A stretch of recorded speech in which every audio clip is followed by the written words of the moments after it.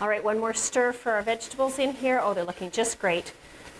So now we'll add in the rest of the primary components for the soup. I've got a jar of passata. This is basically crushed strained tomatoes, so no seeds. You can make your own tomato puree at home, of course. This is just fantastic for soups and sauces.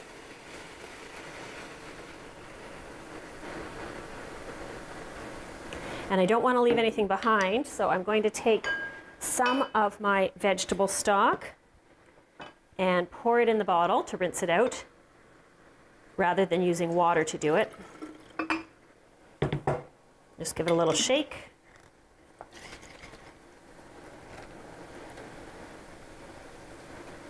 There we go. We'll add in the rest of our stock.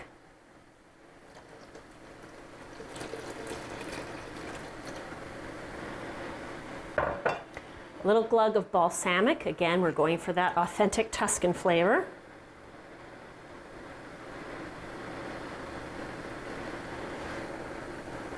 And of course, a little bit of salt and pepper.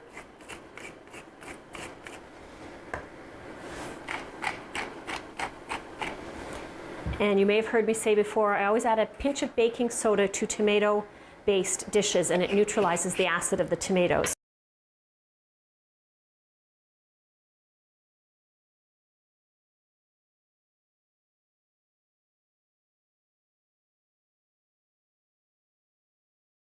Now we're going to let it cook for about 15 minutes until everything's nicely softened, and then we'll be adding in our bread and ladling up a bowl of this deliciousness. Okay, our soup's been simmering away for about 15 minutes. Let's take a peek at it. Oh, looks so, so good. What we're going to do is stir in about, I would say, half of the breadcrumbs, and we just want them to soften a little bit. It gives the soup a really nice dense texture, which I think is intended to make people not miss the fact that there's, or not miss meat because there's none in it. So it's going to be hearty enough that you don't mind. And you can absolutely add as much bread as you want. If you want it to be more stew-like, you can do that. I'm going to put just a few more pieces in here. I'm reserving these to put on top when I serve it. And is not typically served with cheese on top like a French onion soup, but it just occurred to me that that could be delicious too, a little grating of Parmesan on top. We're going to chop up some basil, and instead of making it a garnish, we're going to stir it right into the soup.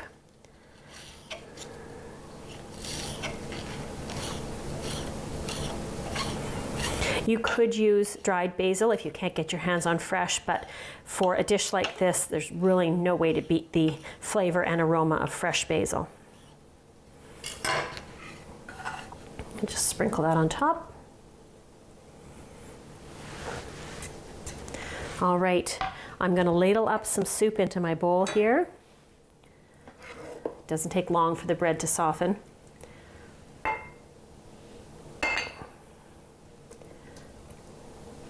And just try and make sure you pull out a little bit of everything. Some mushrooms, some leeks, some bread.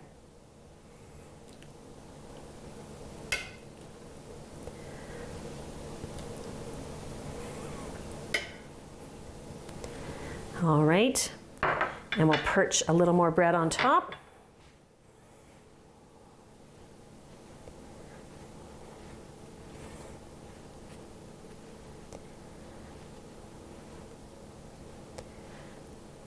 And our Tuscan leek mushroom and tomato soup is ready for you to dive right in.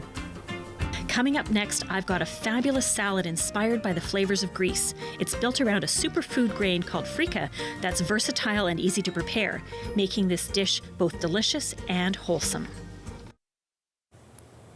On Thursday's Daytime Ottawa, Mom in the Know Julie Finley is on the show. She's going to be sharing some fabulous recipes courtesy of Foodland Ontario. Contractor Ryan returns to the show. He's going to be talking about the importance of that furnace filter and why it is so crucial to keep your furnace clean over the winter months. As well, the owner of Sublime Medi-Spa joins us on the show. She's going to be doing a skin treatment with me live on the show. All that more on Thursday. I'm Sam LaPrade. I hope you watch An Hour to Give, because this week we're featuring the Ottawa Hospital Foundation. We're talking about the world-class care and the world-class talent that is right here in our hometown.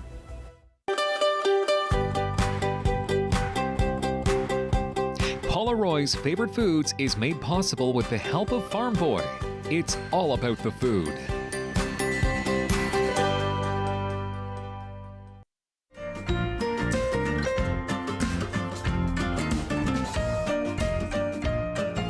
I'm a really big fan of grain salads. I find them so delicious and satisfying. I make them quite often.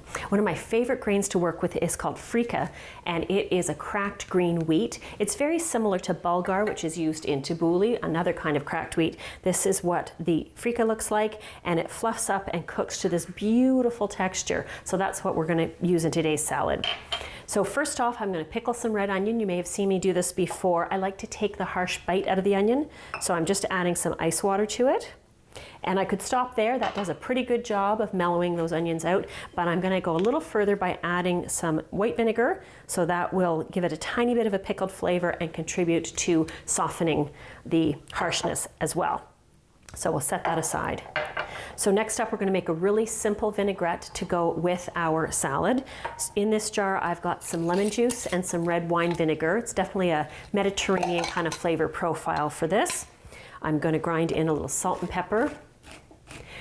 And the secret to a dressing or any kind of dish that seems too acidic to you, don't be tempted to really switch things up by adding a lot of sugar. A lot of times it just needs a bit more salt to balance out the acid, and I was very happy when I learned that.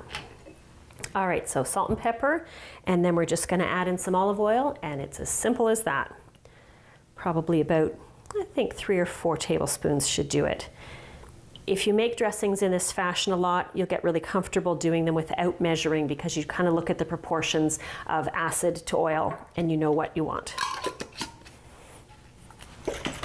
Give it a quick shake. And now we'll set the dressing aside. So I'm going to put the cooked cracked wheat in our bowl. There we go. And you can cook that a couple days ahead of time if you want, and just make sure that you refrigerate it. The grains are lovely. They really don't clump together the way rice can and pasta can. And I love the color. They have almost a bit of a nutty taste, and I really love that. So now we'll do the vegetable component. As I said, this is a Greek style salad, so a lot of the elements are going to seem very familiar if you're a fan of Greek salads, as I am.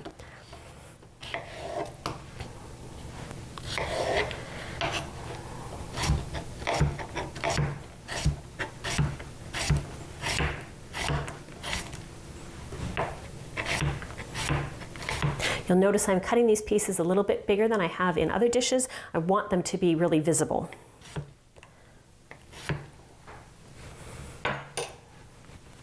So into the salad bowl with those.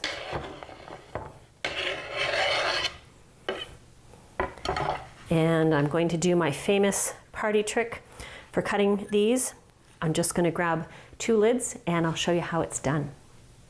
So this party trick I was mentioning, you take 2 matching lids. I've just got 2 yogurt tub lids here, and this works for cherry or grape tomatoes. It works for fruit grapes as well. Really, really slick.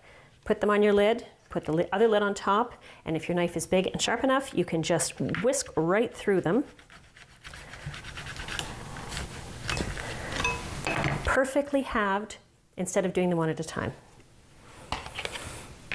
And green pepper is pretty common in Greek salads, so we're going to add that in as well. And again, not too finely cut. If you have other ingredients you like in your Greek salad, by all means add them in. This is a pretty flexible recipe. There we go.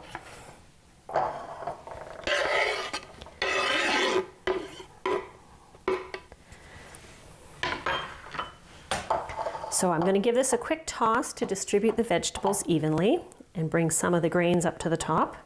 It's also a chance to kind of poke the tomato halves apart if they're still snuggled together. Now I'm going to get our pickled onions out.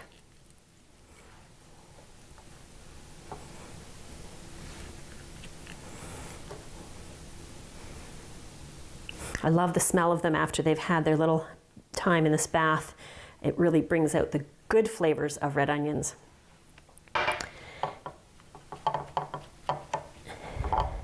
And you can have two choices. You can put the oregano into the salad. I'm going to add it to the dressing today, I think, because I want the leaves to soften up a little bit because I'm serving this right away. If you're making it ahead of time, which you can do and leave it in the fridge, then you could put the oregano right in. Fresh oregano is amazing in this. It's kind of hard to find sometimes. I like to have it in my garden for just this purpose. So I'm going to, wow, love that. I'm going to dress it before I add our final toppings. And because it's grain-based, it will absorb quite a bit of dressing. So the quantity that I've prepared is probably exactly right. That was just a half a cup of cracked wheat that I cooked, so you can see that it really grows in volume. There, I love how I can see all the different elements. And now I'm going to scatter some Kalamata olives. These are pitted olives, and I just prefer that for ease of eating. You can have them if you want to make a few olives go a little farther in your salad. And I'm placing them so they look haphazard, but obviously they're not since I'm placing them. It's all about the look before people serve themselves. And the crowning touch, a little bit of feta, which is very traditional for a Greek salad.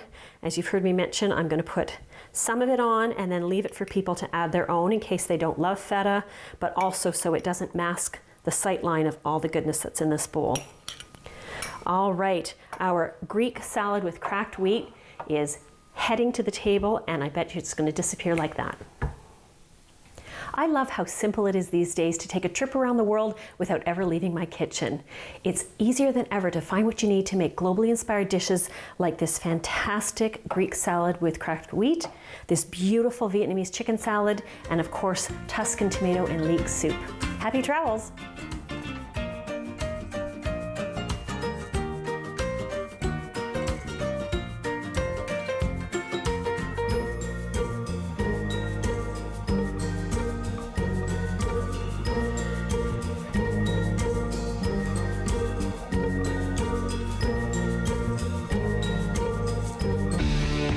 Connect with us by visiting our website or email us at comments@rogerstv.com.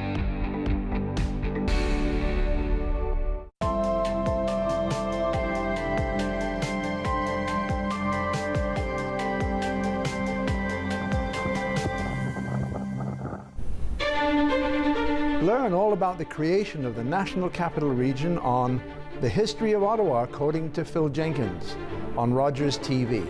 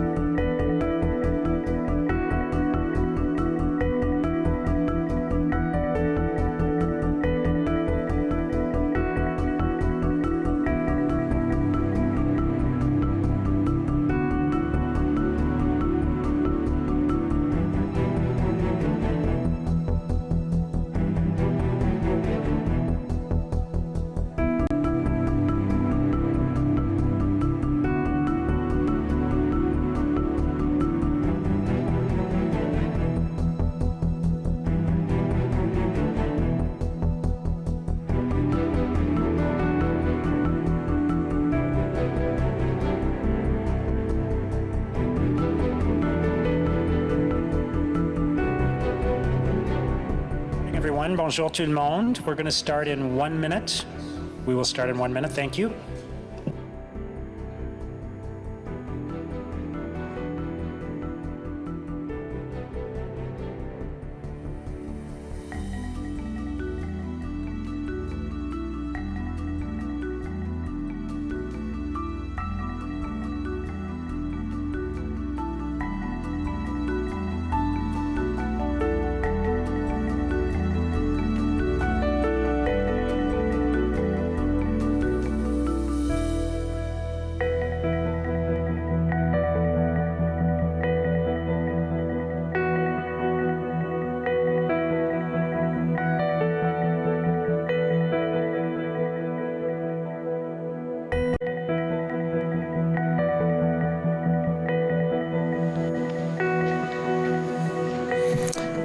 Bonjour tout le monde et bienvenue. Good morning, everyone. Welcome to City Hall. Great to see so many people here today. And I want to call the meeting to order and to begin by acknowledging on behalf of Ottawa City Council that Ottawa is built on unceded Anishinaabe Algonquin territory. The peoples of the Anishinaabe Algonquin Nation have lived on this territory for millennia. Their culture and presence have nurtured and continue to nurture this land. The City of Ottawa honors the peoples and land of the Anishinaabe Algonquin Nation and honors all First Nations, Inuit, and Métis peoples and their valuable past and present contributions to this land. For those who are able, please rise now for a moment of personal reflection.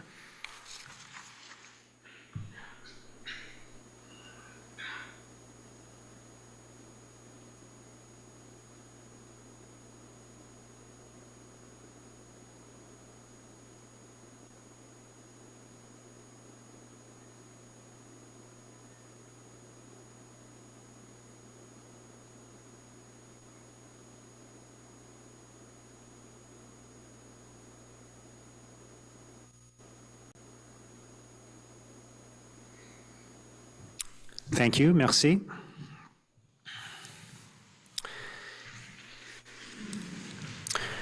Last week, on behalf of Ottawa City Council and the City of Ottawa, I had the honor of proclaiming February 2024 Black History Month in Ottawa.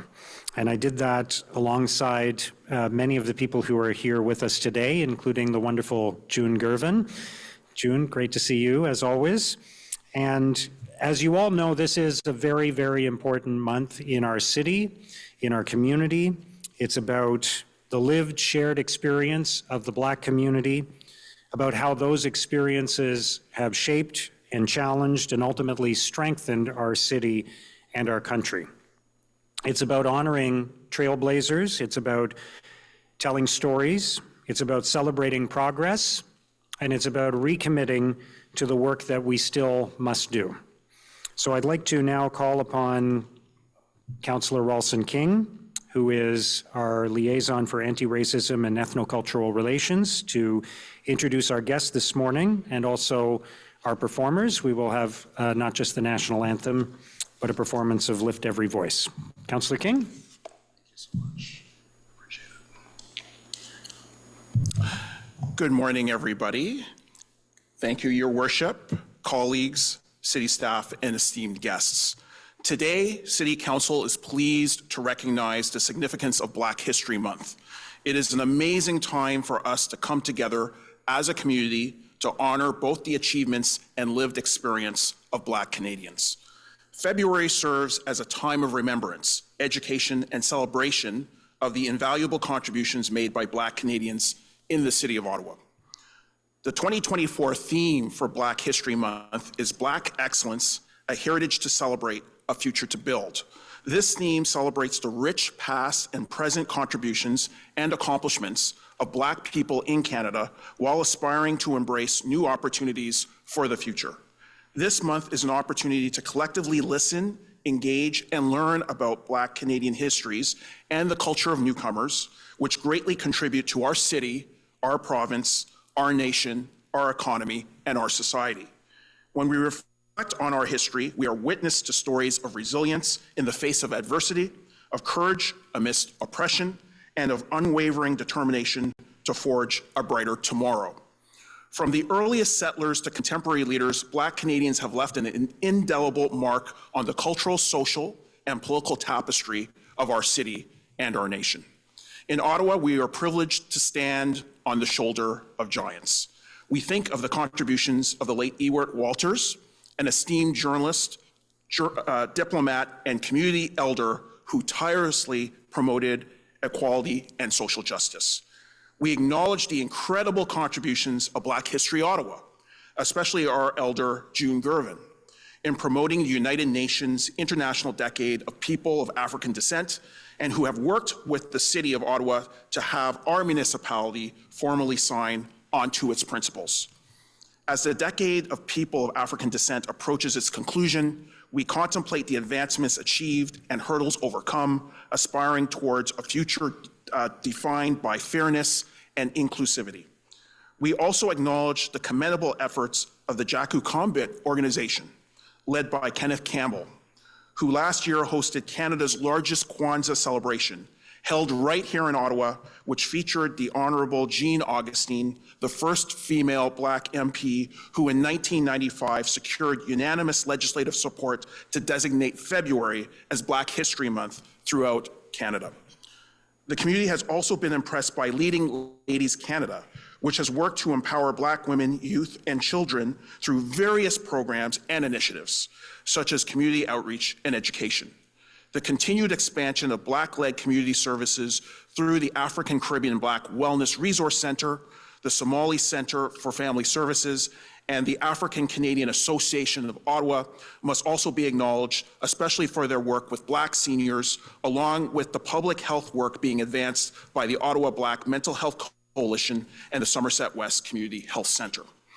We're also enthused about the entrepreneurial initiatives that have emerged in the city, which include the recent opening of one-stop shop business incubators and accelerators by the Ottawa Black Business Alliance in Vanier and by the Changemaker Innovation Hub in the Byward Market.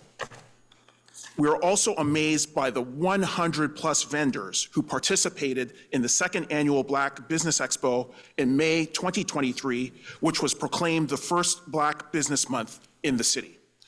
Regarding arts and culture, the community was excited that the Ottawa Black Arts Collective worked with the Ottawa Art Gallery, our municipal gallery, to present the exhibition We Do Not Dream of Labor last summer, which featured both Black artists and curators, giving them an opportunity to gain professional experience and an opportunity to sell their art. We have absolutely been impressed by the contributions of our youth, who will host an action showcase this month to demonstrate their community engagement. The contributions of our Black Francophone community are invaluable, enriching our cultural tapestry, fostering diversity, and creating a sense of unity that transcends linguistic and ethnic boundaries.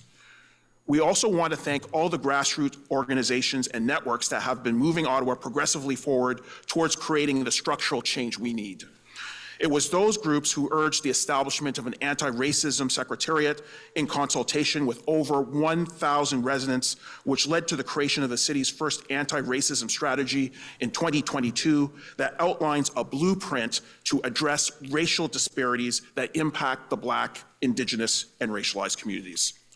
The city's anti-racism strategy aligns with the work of the city's Women and Gender Equity Strategy and the Municipal Reconciliation Action Plan, and recognizes that to combat racism and discrimination, it is not sufficient to simply equip people with knowledge and tools. It is also important that we expose and address all forms of racism. The strategy is enabling substantive action that will meaningfully and measurably address the multiple barriers and disadvantages that many people in our city face. We have heard very clearly from Ottawa residents that they wanted issues of racial inequity addressed in governance, housing, economic development, health, child and youth development, the workplace, and institutional practices. The 5-year anti-racism strategy provides 28 recommendations and 132 actions to proactively identify and remove systemic barriers from city policies, programs, and services to help realize racial equity. Implementation of the anti-racism strategy will lead to data-based practical actions which will enable systemic and structural change to create new models of diversity, equity, and inclusion. Council has demonstrated its commitment to the strategy by making a $100,000 investment in the city's anti-racism office in its 2023 budget, along with an additional $120,000 investment in its 2024 budget, specifically for the expansion of Black-led community initiatives, as well as allocating resources for the creation of new citywide anti-hate initiatives. We applaud the hard work of the city's Gender and Race, Equity, Inclusion, Indigenous Relations, and Social Development Office on working on and implementing the strategy. We also want to thank the African Caribbean Black Employees Network at the city for their continuing contribution to the workplace and the community. In Ottawa, as in communities across the nation, Black History Month serves as a catalyst for dialogue, education, and empowerment. It is a time to amplify Black voices, to elevate Black narratives, and to confront the uncomfortable truths that lie at the heart of our shared history. As we come together to celebrate Black History Month, let us reaffirm our commitment to building a more inclusive and equitable society and city, one where every individual, regardless of race or background, can thrive and succeed. Let us honor the past while embracing the future, knowing that the journey towards justice is one that we must walk together hand in hand. Let us remember that Black history is not confined to the pages of a book or to the walls of a museum. It is alive in the stories we dare to dream. May this Black History Month be a time of reflection, of renewal, and of rededication to the timeless ideals of freedom, equality, and justice for all. Thank you so much.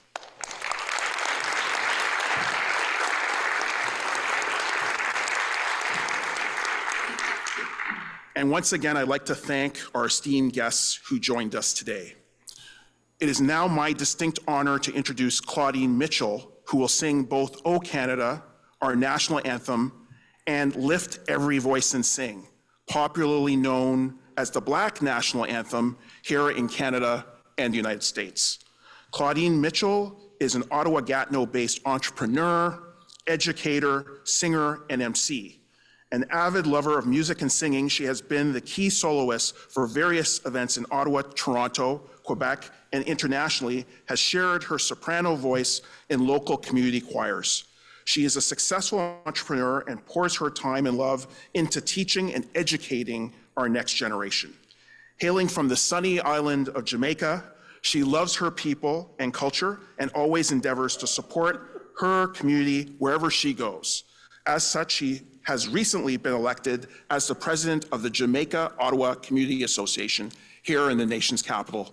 We invite Ms. Mitchell to sing O Canada, immediately followed by Lift Every Voice and Sing. O Canada, our home and native land, true patriot love in all of us command, car ton principe télépayo, il s'est porté la croix. Ton histoire est une épopée des plus brillants exploits. God keep our land glorious and free. Oh, Canada, we stand on guard for thee. Oh,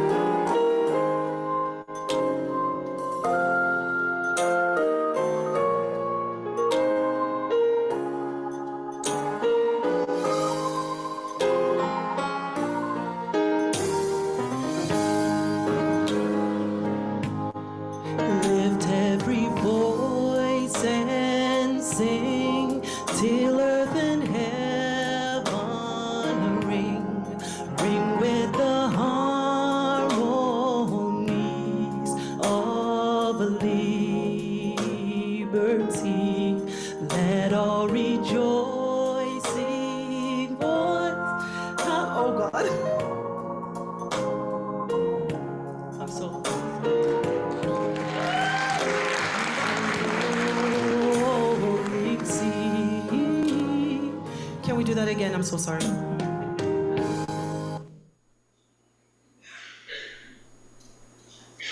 We all get nervous, even the best of us. Okay, I'm so sorry.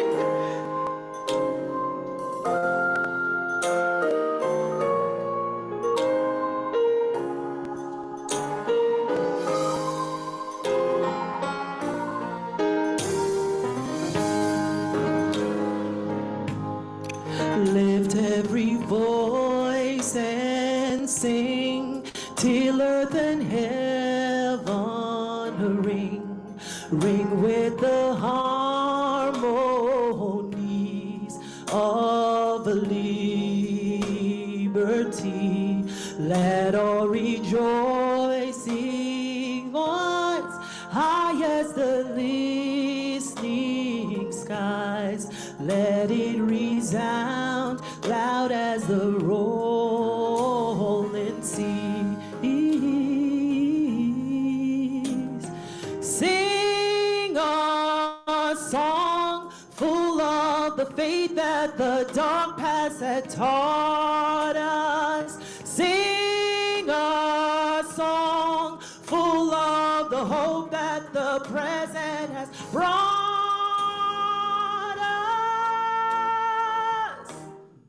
Facing the rising sun of a new day begun, let us march on till victory is won. God of our weary years, God of our silent tears, thou who hast brought us thus far on the way, thou who hast by thy might led us into the light, keep us forever in the path. We pray, lest our feet stray from the places, our God, where we met thee, lest our hearts, drunk from the wine of the world, we forget thee. Shadows beneath thy head, may we forever stand true to our God, true to our native land. Thank you.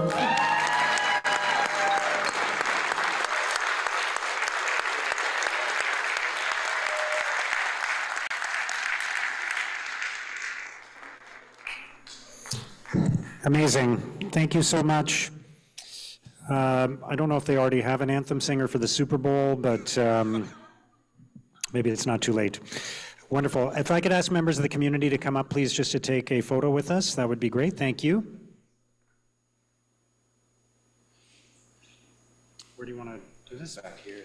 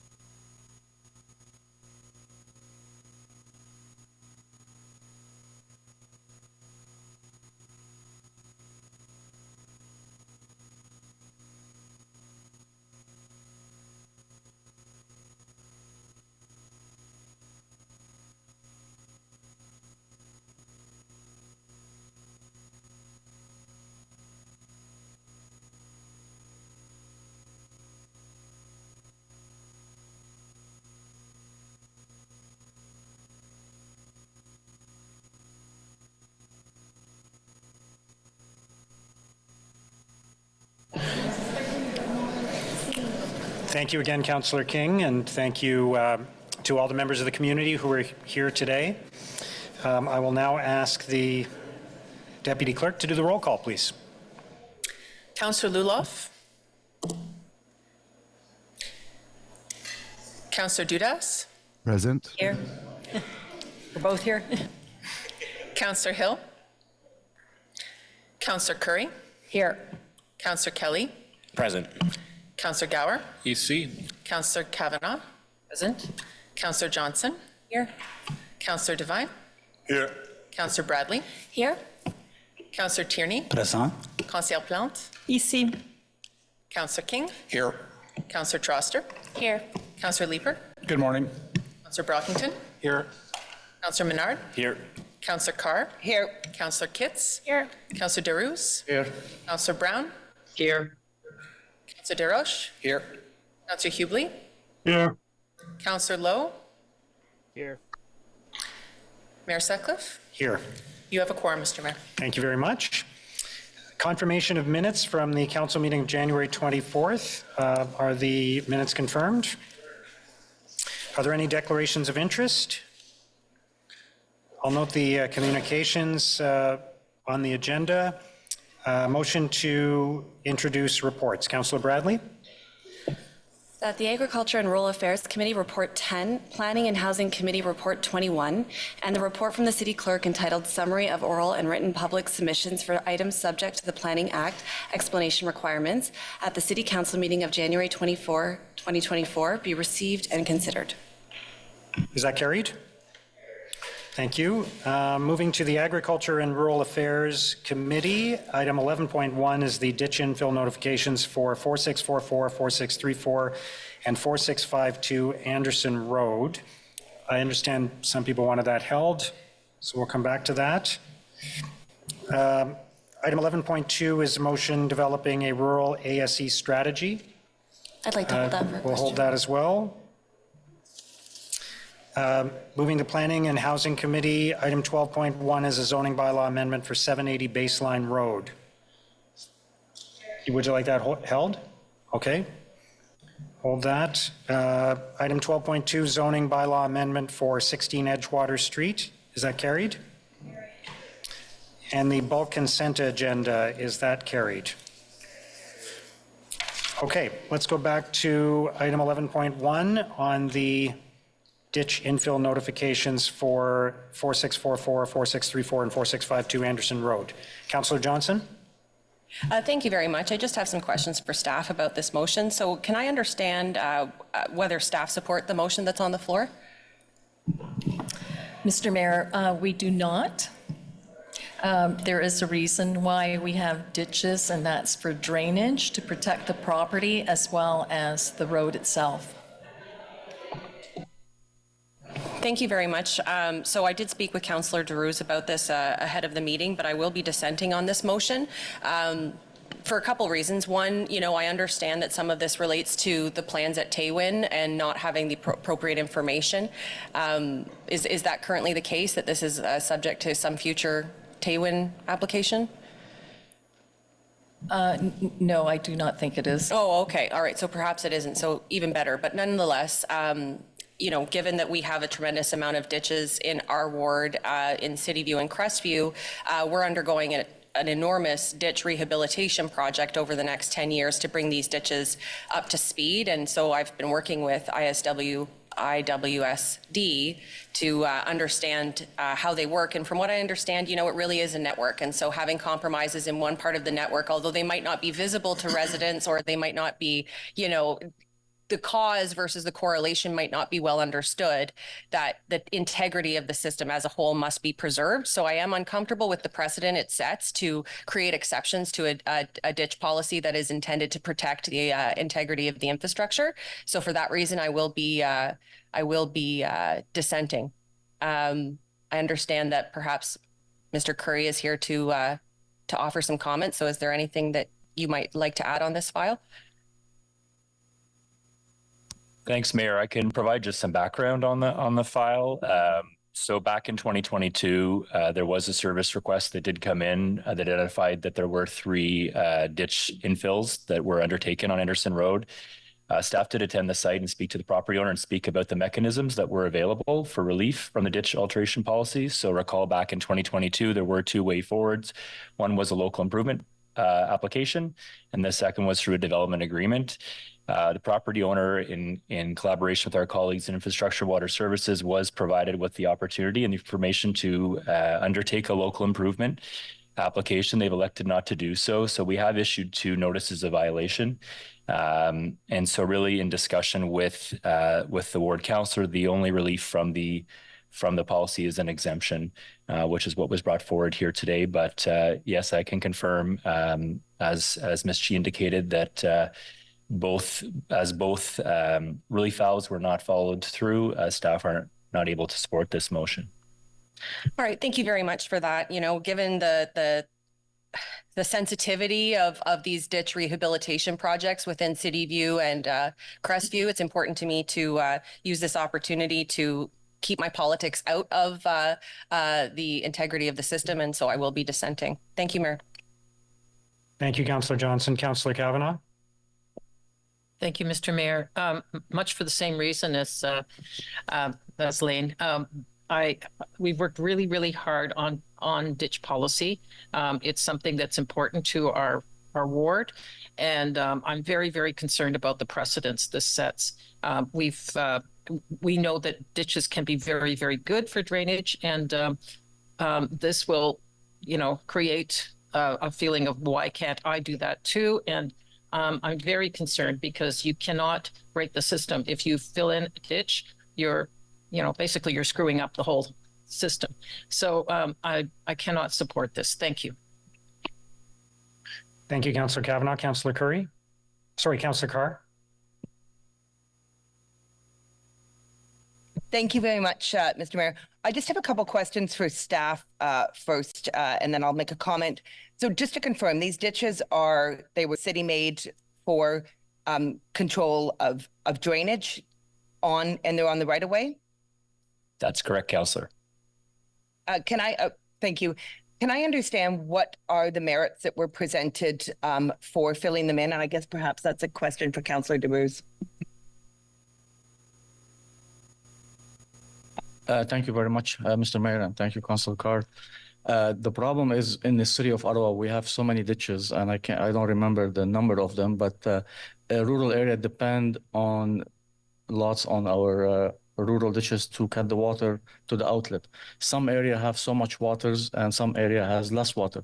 If you take West Carleton per se, they only have 5 municipal drain. In Osgood Ward, we have 22. In Rideau Goulbourn, they have 25.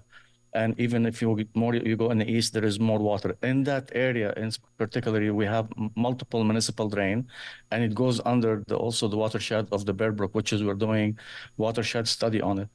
So in a few years back, like Mr. Query mentioned, the resident called because they burn 3 sump pump in the same spring. When we have the melt comes in, it depends on the melt how it comes.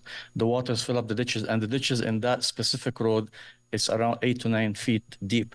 So they couldn't actually maintain it, and every time the water comes into the ditch and circulate around the house. So they've been burning pump and they've been having flood. So they called the city multiple times. The city doesn't have, which is Councillor Lane Johnson's 100% right. We are working on a ditching program, it's not available right now. And so the landowners did their own solution. They went and they closed it. City came in and of course gave them a ticket. Gave them notice and up on an inspection, and we're working with a whole area. There will be a watershed study right now, as it's very close to the Taywin development that's happening coming soon. So instead of ripping those 3 ditches today, we work with staff I work actually to bring that motion to making sure we'll look at the watershed study that's happening around that area. Secondly is if there is an issue, if you look at where it's being resolved, if there is an issue while we're monitoring, staff doesn't even have to come to council, they can go and rip them. So really from an area where we're not gonna rip them today, let's wait and watch and see what's gonna happen and monitor the situation. And if there is an issue, we have every right to go and rip them apart. So that's basically what is the whole motion is all about. Thank you, Mr. Mayor. Thanks, Councillor Carr. Thank you for that explanation. And while I understand that there's some context provided and the real context is definitely different, recently the city staff completed a report on the floods of August 10th, 2023. And it's the councillor who had the greatest amount of reported floods in the area with significant damage to homes. I'm really cautious to approve anything that sets a precedent. I have one ditch that I know of in my ward, and it was being used as storage for some homes for garden plants. And it had a bridge that was built nearby, handmade bridge by some residents that blew into the ditch and blocked it. It wasn't the main factor for the flooding, but it was significant. So I'm very hesitant to approve anything that sets a precedent when I'm dealing personally with the implications of so much flood and in my own ward. Thank you. Thank you, Councillor Carr. Councillor Curry. Thank you, Mr. Mayor. Just briefly, you would maybe think Canada North doesn't have any ditches, but in fact we do. In our new boundary, we added quite a few more. And in the short time that I have looked at some of the ditch challenges, what I understand is that we don't proactively go out and maintain our ditches. And that's because it's very expensive to do. And when I look at that, I think is a fundamental problem here, is that when we are not sending someone out proactively to look at every ditch, remembering there's so many ditches, these types of things happen, right? And residents then have to figure out what to do, and then they do something, and then maybe it's not the right thing, and here we are, right? So, I mean, I'm supportive of this because I think there are checks that will happen along the way if there are any problems that arise. But I will say that I think this motion sends us a message that we do need to invest more in how we manage our ditches, because I have, such a small number of them, and I have problems in all of them. And I sent an email asking when we could look at this ditch, and they legitimately came back and said, we have a backlog of about 3 years to look at some of our ditches. So I'll be supporting this, but I think this is part of a larger challenge. Thank you, Councillor Curry. Councillor Hubley. Thank you, Mr. Mayor. I support what Councillor Curry said. I too have ditches from some of the streets that were built in the early 80s. The homeowners opted out of a stormwater system, and so they built with ditches, and we've had problems since with that. But what I'm hearing in this discussion that I'd like staff to clarify, the ditch system isn't all connected. Like ditches in my area or Councillor Curry's area, they don't feed into each other. The ditches tend to be, my understanding of it, is more of an independent system. Is that not correct? Mayor, I think the issue that staff have in this scenario is just that the entire system is an integrated system on Anderson Road and hasn't been studied. So the local improvement policy program allows just that, the broader study, or the second option, the development agreement requires the homeowner to undertake an engineering study and look at the system as a whole.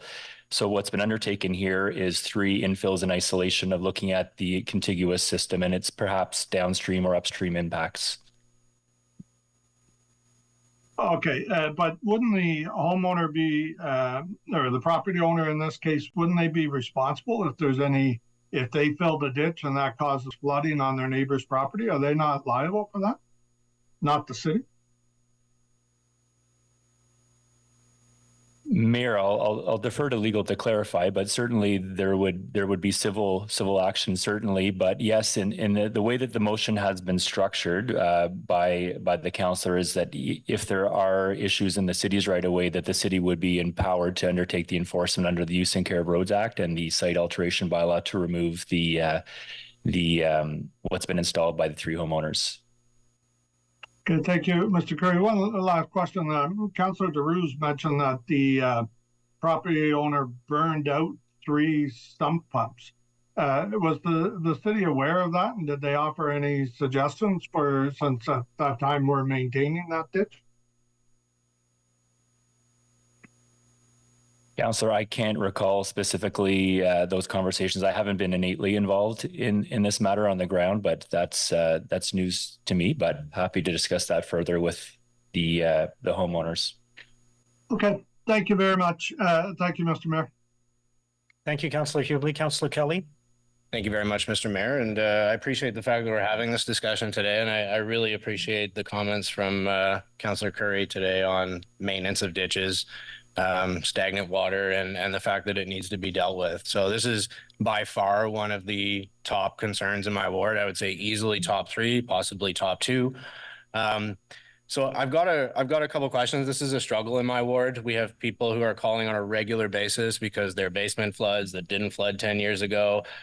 Maybe there's another house beside them that wasn't there before, and they see the water in the ditch. And oftentimes I'm hearing of service requests being closed but not actually being actioned. I've called a number of times and I've talked to Mr. Gonche about this, and I appreciate the time he's taken to discuss this with me. But I keep hearing about this local improvement process as an option for those residents. How long, if a resident was to put in an application or to start that process today, how long would that period of time take to get that local improvement through and actually get the work done? So back at the end of 2022, Council did approve a new ditch infill policy and revamped the local improvement policy program. So the local improvement policy program, it takes in between 6 to 9 months usually from the initiation of the letters through the response process to the approvals process. It involves an engineering study and a petition element that requires a certain majority of residential support. Okay. And to the best of your knowledge, what has the maintenance regime been like for rural ditches or this particular ditch that we're discussing today? When was the last time the city went out there to clean it or make sure it was functional? Mr. Mayor, maybe I can step in on that one. I don't have the specific dates on this location, but back to Councillor Curry's comment, which is correct. Right now, a lot of the maintenance is done on a reactive basis. We try to get through priorities that are flagged as problematic, but we haven't been able to get more to a proactive approach because basically we're trying to keep up with the reactive approach at this point. Yeah. And has there been any noticeable impacts on the surrounding neighborhood or community as a result of these 3 addresses taking action on their own?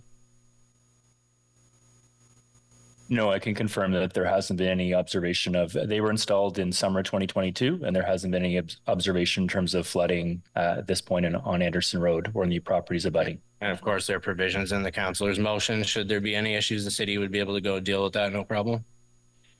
Yes, as I indicated earlier, the 2 bylaws do provide that mechanism for us to take corrective action.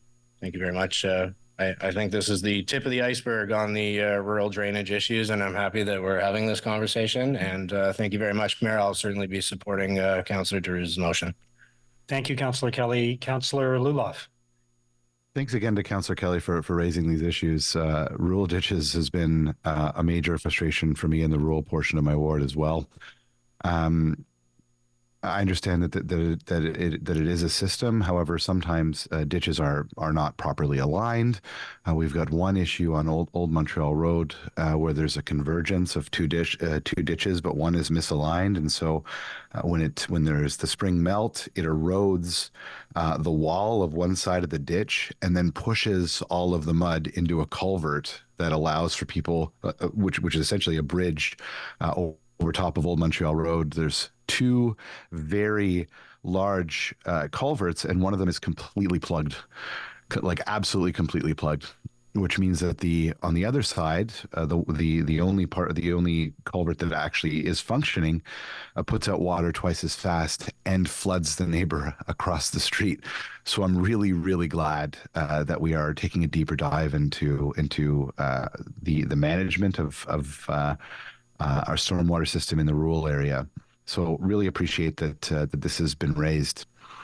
I'm wondering if staff can answer, is there a program or is there an ability for landowners who are interested in filling in their ditch to culvert that ditch? Is that something that can be done? Can they make an application to put in a large culvert in the ditch if they want to fill it in? Or how does that work? Mr. Mayor, as part of that process, our Department of Infrastructure and Water Services would conduct a technical assessment to determine what would be the size and length of culvert necessary in order to infill around that. Thank you very much. I think that one of the major issues that we're seeing in the rural ditch system is that we have to continuously go out to dredge them. There's quite a bit of dredge work and reinstatement that had to be done in the Cumberland area this past spring. We went out to go check it out. Great work done by staff, by the way. Thank you very much for that. It's not easy work at all, but a lot of the issues that we're seeing has to do with the erosion, right? Like we're dealing with fast moving water on clay and on soil, and so you end up with ditches that are ineffective because they indeed fill themselves in at some point. So this is a far more complicated issue. I am inclined to support my colleague Councillor Giroux, especially if the liability is not there when it comes to the city, and that this motion's well crafted so that we can deal with any issues as they arise. But again, I do believe that we need to look at this in a more holistic manner because this issue is not going to go away, and it seems as though what we're hearing from our rural councillors and what we heard at ARAC is that it's an issue that's being that's coming up over and over and worsening over time. Thank you. Thank you, Councillor Luloff. Councillor Bradley. Thank you, Mr. Mayor. I don't think this is just a rural issue. Former Gloucester Southgate Ward has part of former Gloucester, and we've got a lot of ditches and swales as well. And one that sticks out for me is Kemp Park, which is a smaller community that's all ditches, but it's had a lot of infill in the last number of years, and a lot of people have filled their ditches, primarily, I think, for aesthetic reasons, but it's created tons of flooding for adjacent neighbors. And so we're fortunate that our staff have approved a study for that community to look at the drainage issues. And I suspect a number of people are going to have to dig up their ditches. For Anderson Road, I mean, I'm not familiar with this context, so perhaps it's completely different, but is there a threshold in which if every neighbor decided to fill their ditch, would it create a problem? Like these three have a problem right now, but if the neighbors then see, well, gosh, like that's easier to maintain, it's aesthetically more pleasing, what's to prevent the next person from asking? And then is there a threshold in which a problem would be created?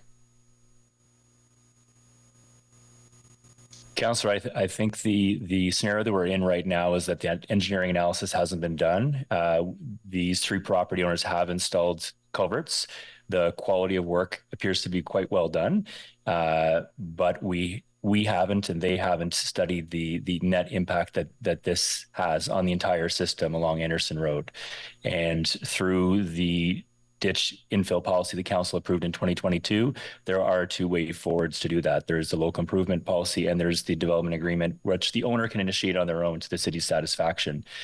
So both opportunities have been provided to the three landowners to pursue as viable way forwards to regularize what they've installed. And then just a quick clarification on the liability piece. I'm not sure I heard it. If we provide an exemption and adjacent properties are impacted, does that not expose the city? Mayor, it's of course difficult to opine on potentials, but if I were a flooded homeowner, I may well decide to seek compensation from the city in such an instance and be added to an action. I guess just with that answer alone, I'm inclined not to support this motion, but I appreciate the effort that Councillor has done on behalf of his residents. Thank you, Councillor Bradley. Councillor Kitts. Thank you, Mr. Mayor. So we had a similar round of conversation last year when we considered the ditch alteration policy. And I actually put forward a motion to create a working group to deal with this issue. So I guess maybe it's a question for Alain or maybe Caitlin. I'm wondering if it kind of went to the wayside because it was near the end of the term, but I think clearly we need to strike that up because there's a lot of issues that come up for rural councillors and urban councillors, and yeah. Mr. Mayor, further to the guidelines for council sponsors groups, they are sort of deemed to be ended at the end of a term of council, but subject to be reestablished in the new term. Okay, well, I will take that back, but perhaps a couple of us can chat about that because as I said, I think it's needed. I mean, the process, the local improvement process is very clunky. As rural councillors, we get a lot of questions about operational maintenance. So that was kind of the spirit of it. Again, it brought forward late in the term last year. It never got going, but I think a broader discussion on these types of issues is definitely needed. So I'll take that away and maybe bring something back. Thank you. Thank you, Councillor Kitts. Councillor DeBruce. Thank you, Mr. Mayor. I just want to clarify a couple things. And homeowners live in rural area. Most of you that who live in rural area understand and knows how the water comes around your property. There is no one sitting on that table understand what I deal with every day in my home, maintaining my home in the ditches. Every area has a different challenges. In my area specifically, if you don't have the water moving forward from one ditch to another, it's going to sit idle and it goes down to the weeping tile, circulate back into your home, and your sump pump will be working 24 hours, 12 months a year. So sometimes when we call ditching issue in rural area, and the rural council will understand that, because suburban and urban probably they don't deal with it much, and some of the suburban area council deal with it because it depends on the subdivision you have. But when you call ditching staff to come and fix problem, first of all, you only have a short term. You have between June 15 until almost July, mid-July, then you stop working on the ditches. Thousands and thousands of ditches. The amount of call we get concerning water around ditches, and Mr. Gontier probably will know that, his staff has to go, they got to look at the ditch, and they say, well, our ditching list start next year.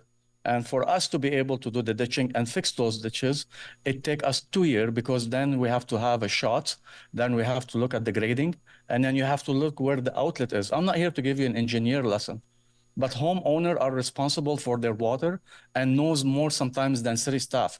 When we implemented the storm water, we've put together a group to make it easier and fluid and to look at solutions. We spun our wheels at the city for 2 years. We came back for way worse process. And I know Mr. Curry mentioned about the local improvement application. I wish and I hope that one of you will apply for that and see the process you have to go through to make sure the water goes from one end of your laneway to the other. It's going to cost you over $50,000-$60,000 because you need an engineer report. You have to have. I am not here to really hammer this, but this is really, guys don't understand the issue in rural area with water. It is way complex, and we do not have a proper system and proper maintenance ditching that we can do in the city, because our staff is really, they have lots of ditches to deal with, and it takes time to fix them. So a local's improvement solution is not a solution. It is actually longer process. It costs you more money.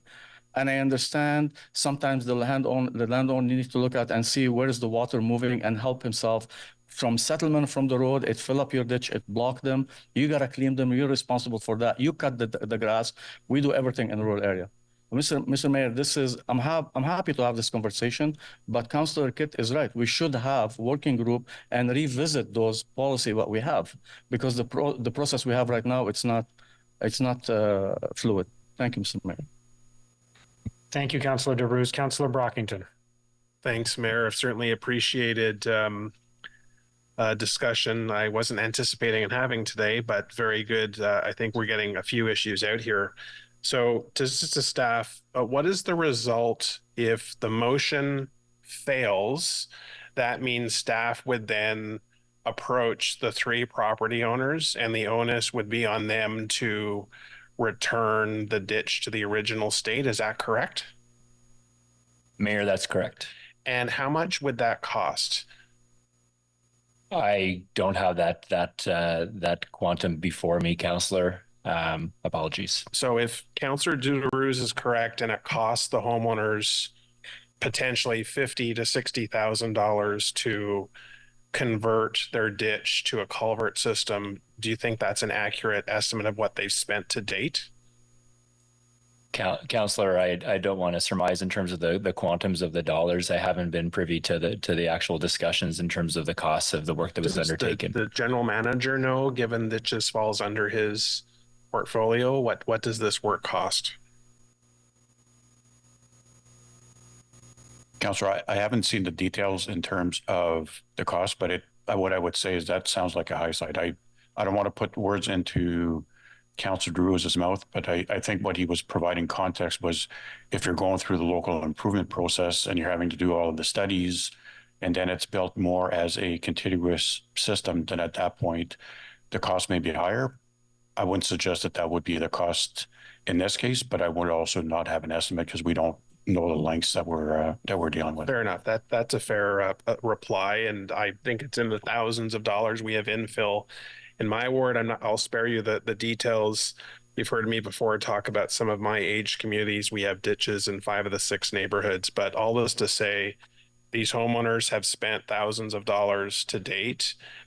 We heard from Mr. Curry that since their implementation in 2022, they're working well. It appears they're working well, and it will cost thousands of dollars, and frankly, not a positive outcome for these homeowners if they were asked to put it back. Now, I don't like people proceeding without permission. That is an issue with me. I have a strong concern with that. However, we're debating where we are right now.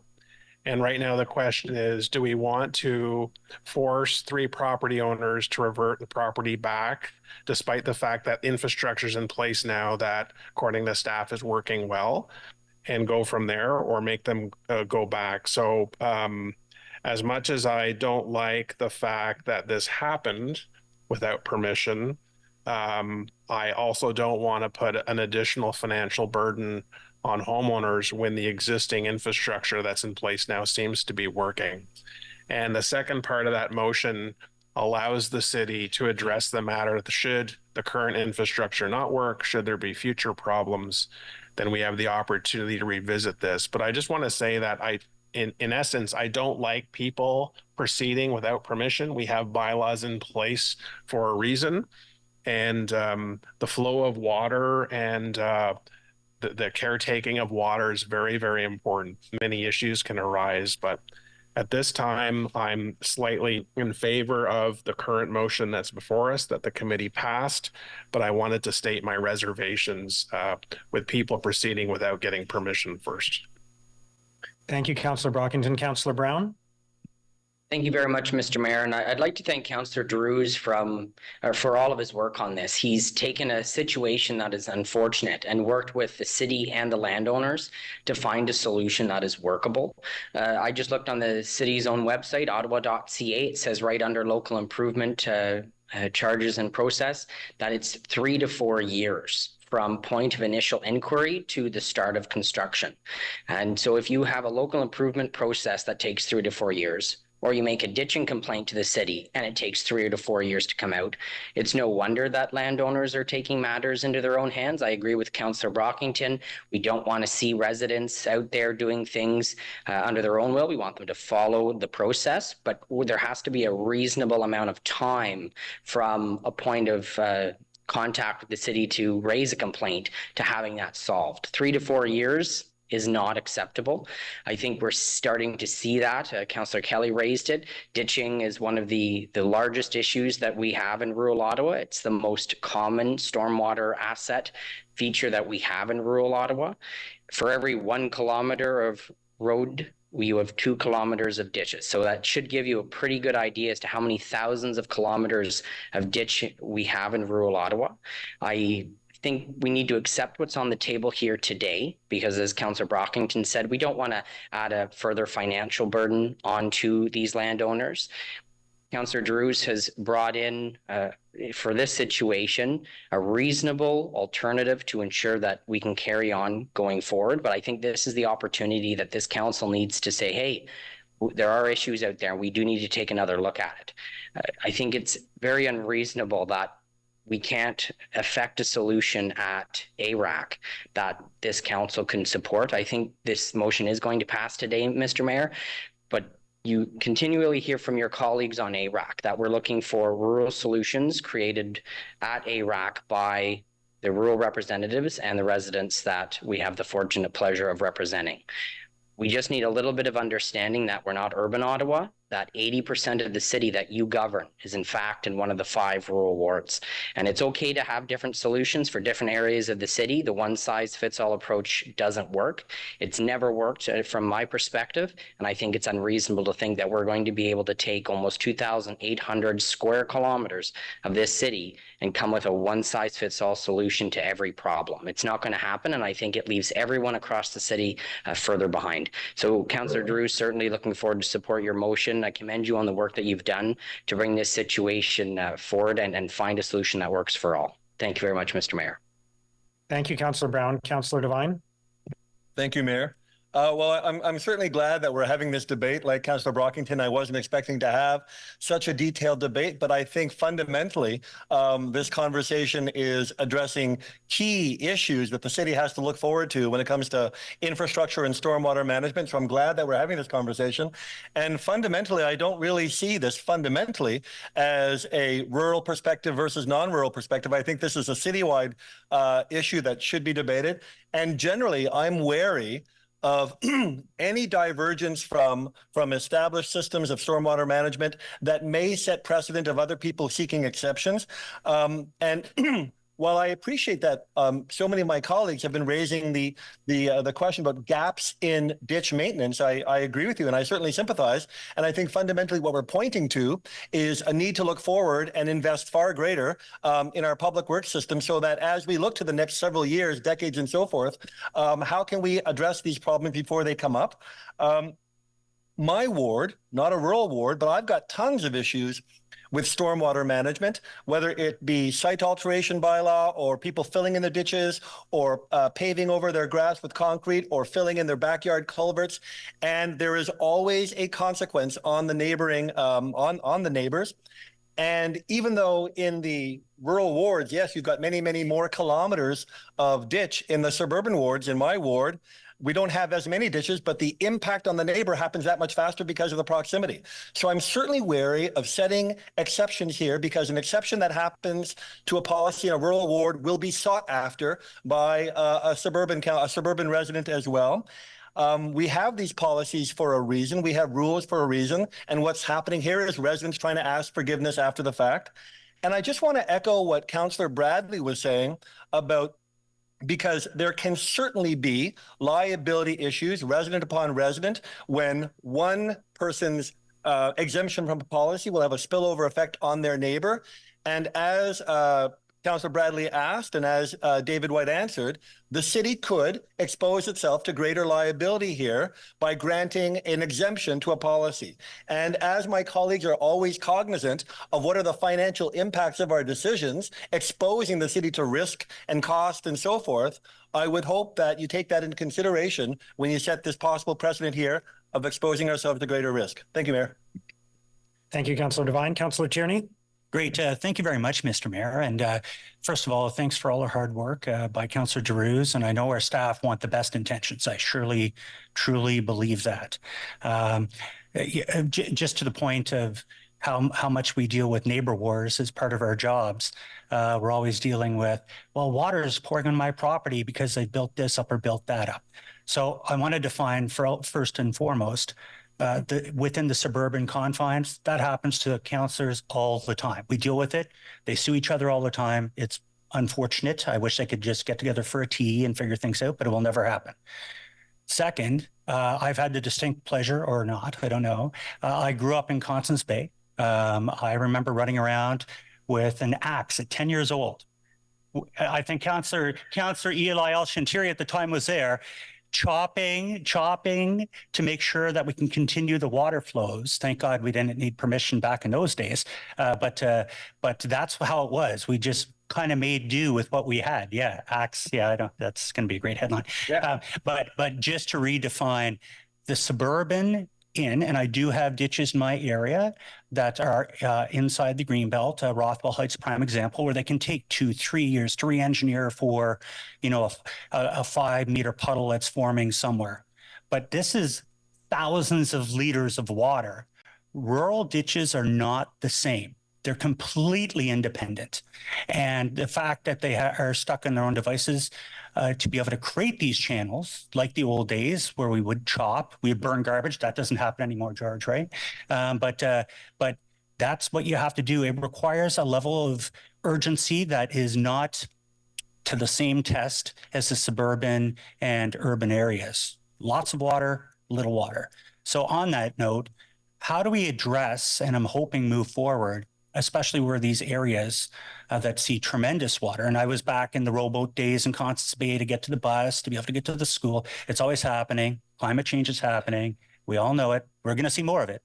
How do you address rural ditches versus other ditches?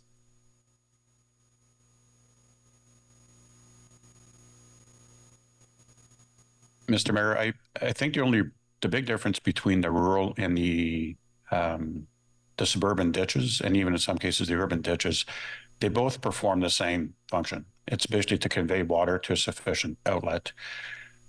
The ditch cleaning, though, programs that we have are very different between suburban and rurals, primarily because in a lot of the suburban areas, the ditches in front of people's homes tend to be not as deep. They tend to be a lot more manicured because they're basically part of people's lawns and not as big. So for us to go in there and start to do ditch maintenance, often it's more disruptive and impactful to the residents that have been trying to maintain their ditches. So that's why we use a more of a reactive approach or a complaint approach to be able to address the ditching. When it comes to the rural area, it's similar, it's just on a larger scale.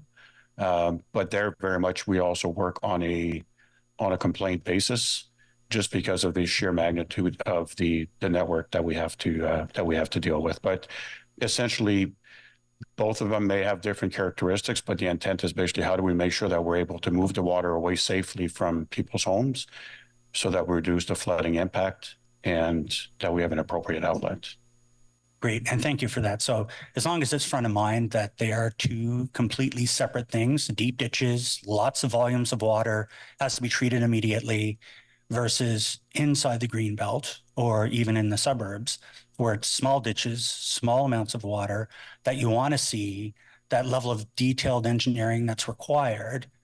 There's not much detailed engineering in the rurals. It's pretty simple. You just know where the maze of water is. It's like one of those old games. So I just want to make sure that there's some priority setting for urgencies where it's going to wash out roads or it's going to put thousands of liters of water on other property versus in the city, it's a little more manageable, smaller amounts of water. Not to negate it. Obviously, we have to deal with our water issues that come. We have no rain for a long time, and then we get hit hard. We have to deal with that in a different fashion than the rurals. I'm good. Mr. Mayor? Thank you. Councillor DesRoches? Thanks, Mayor. I promise we won't spend a lot of time on this, but there's been a lot of sharing this morning, and I agree with Councillor Brown in terms of the often unique circumstances that we see with the rural communities. And Councillor Brockington, I think, laid it out in a helpful way in terms of that we have to deal with the situation now in terms of the impact on these residents and the concerns over sort of an expansion of people doing things without permission. So I do want to share some context as well for the community that I represent, that we do have a number of ditches. We have roads that really are now urban roads, but have a rural cross-section to them.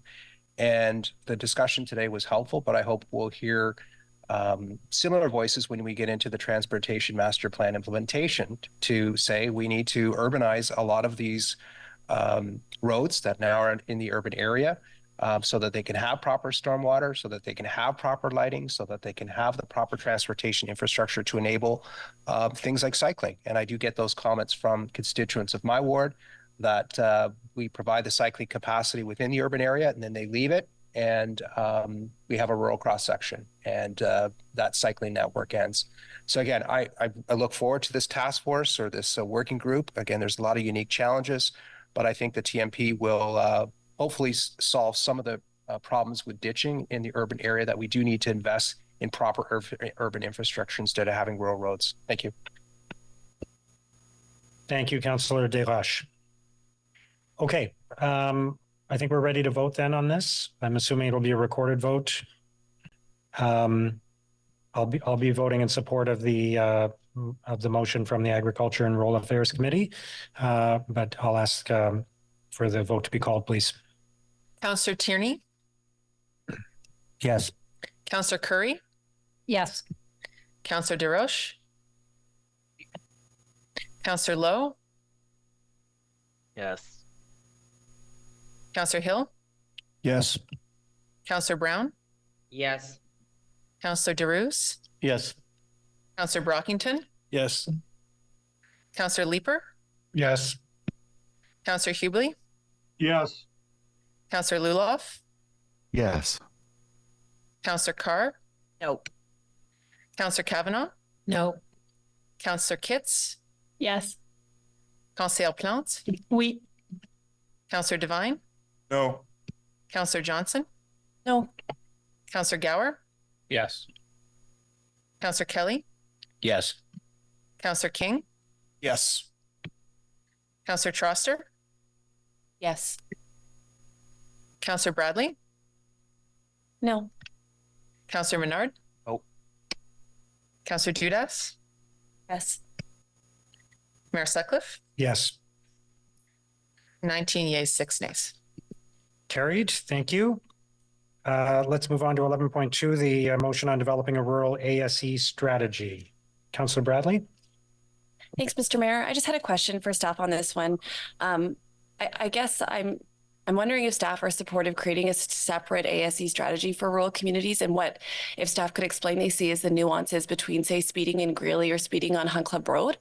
And also, I just want to understand how these locations are selected, because I was under the impression that everything was data driven. So if there is a particular rural road that has high speeds, that would apply equally across the city. So I just wanted to maybe grasp how the two areas are nuanced with this program.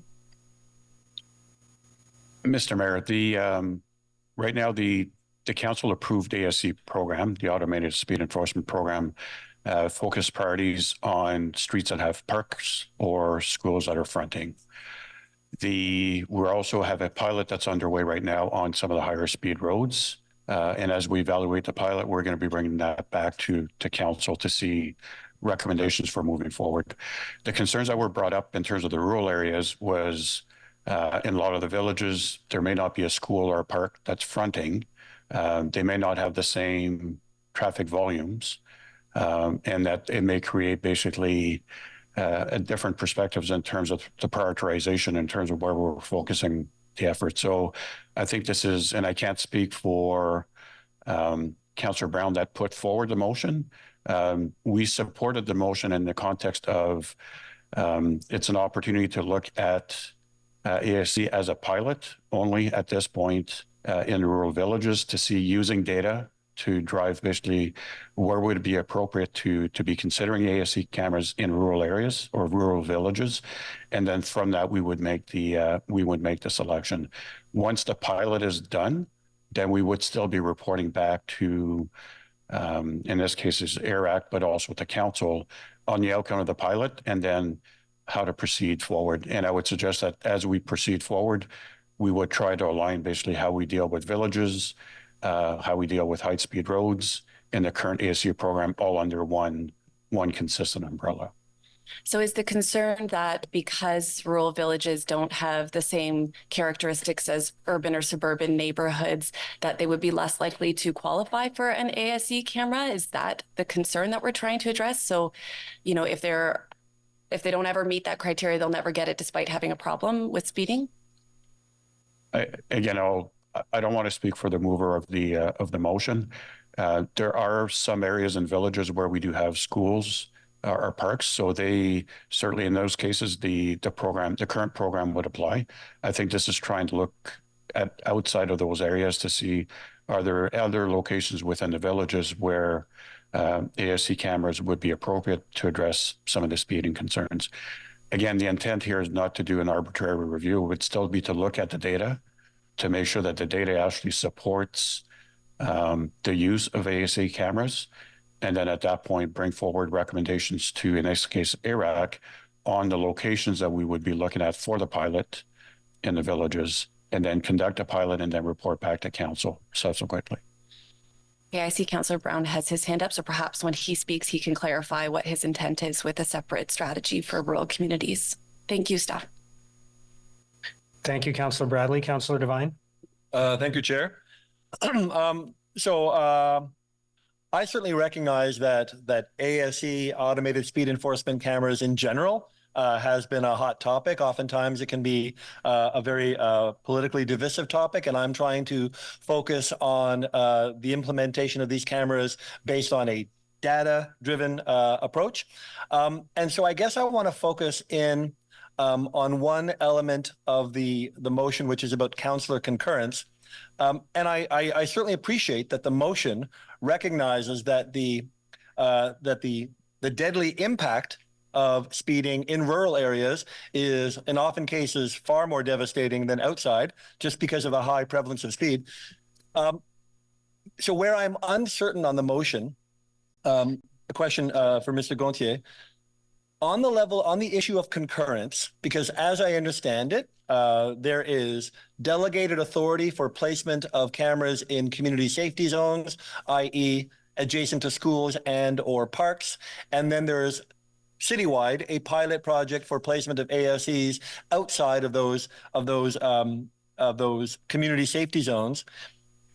And I do understand that currently there is no concurrence required outside of this pilot. So my first question, outside of this pilot, for the placement of ASE cameras, either in community safety zones or outside of them, is there councillor concurrence required? So for example, of myself in my ward.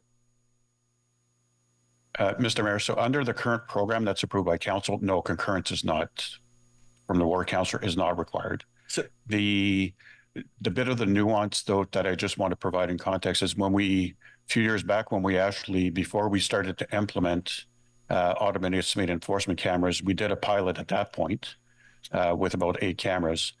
And during the pilot phase, we had included councillor concurrence at that time.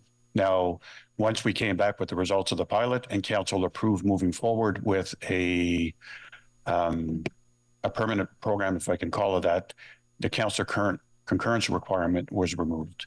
And the only reason why the councillor concurrence was included as part of the pilot is during the pilot phase, we want to make sure that we position the sites to be as successful as we can so that we have a meaningful pilot. So that's why at that time, the concurrence component was included. That's why we would support it as part of this pilot. But having it as part of the pilot does not imply that we would support it once we come out of the pilot and then we make our recommendations to council. Our recommendation would more likely at that point would be to align with the current requirement that does not require council concurrence. All right. So as I understand that, once this pilot is over and we just go back to systems as normal, then council concurrence would not be required, or even perhaps sought, but not required for placements. When, forgive me for not knowing, when might this current pilot, the extension of this pilot, when might that come to an end? Right now, the motion directs us to report back in the third quarter of 2026. 2026. And so then I guess just a question to the mover of the motion. Would that, to Councillor Brown, when this pilot comes to an end, may I assume that rural councillors, yourself or others, well, you can only speak for yourself, may I assume that you welcome the prospect that when the pilot ends and we revisit this policy, at least in terms of rural councillors, that the concurrence may be removed and this may revert back to just delegated authority from staff? Thank you, Councillor. No, I won't take anything off the table. I have no concerns myself. I know we're each elected to our individual wards to represent our communities. And as Mr. Gontier outlined, we want to make sure that based on the data and the locations that we set this pilot up to be as successful as possible, which is why we introduced the councillor concurrence piece when we were drafting it for committee. Thank you, Mr. Mayor. Thank you, Councillor Devine. Councillor Brown. Thank you very much, Mr. Mayor, and very pleased to see my colleagues engaging on this. One of the concerns certainly is the safety component. The 2020 Fatal Review Committee report that came out highlighted that 9% of all motor vehicle collisions in Ottawa happened in rural Ottawa, but the number of fatal collisions was 37%. So you have a much higher likelihood of being fatally injured and passing away in a rural motor vehicle collision than you would in an urban one.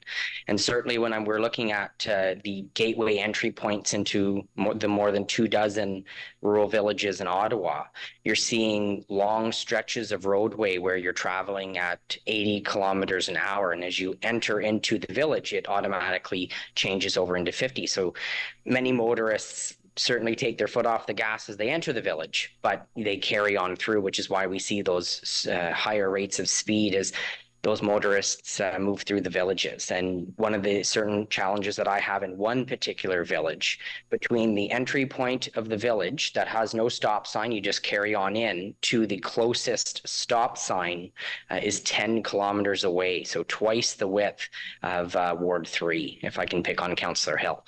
And so you see that you can carry on and drive for a good amount of time at a high rate of speed. So when you enter into these villages, we want to make sure that motorists slow down and adhere to the speedway, the posted speed limits in the rural villages. This isn't about going around the system or creating a new system, but certainly looking at how we can create a program to address the safety concerns we have in our rural villages, knowing that many of them won't qualify under the current criteria of the program. Thank you, Mr. Mayor. Thank you, Councillor Brown. Councillor Kelly.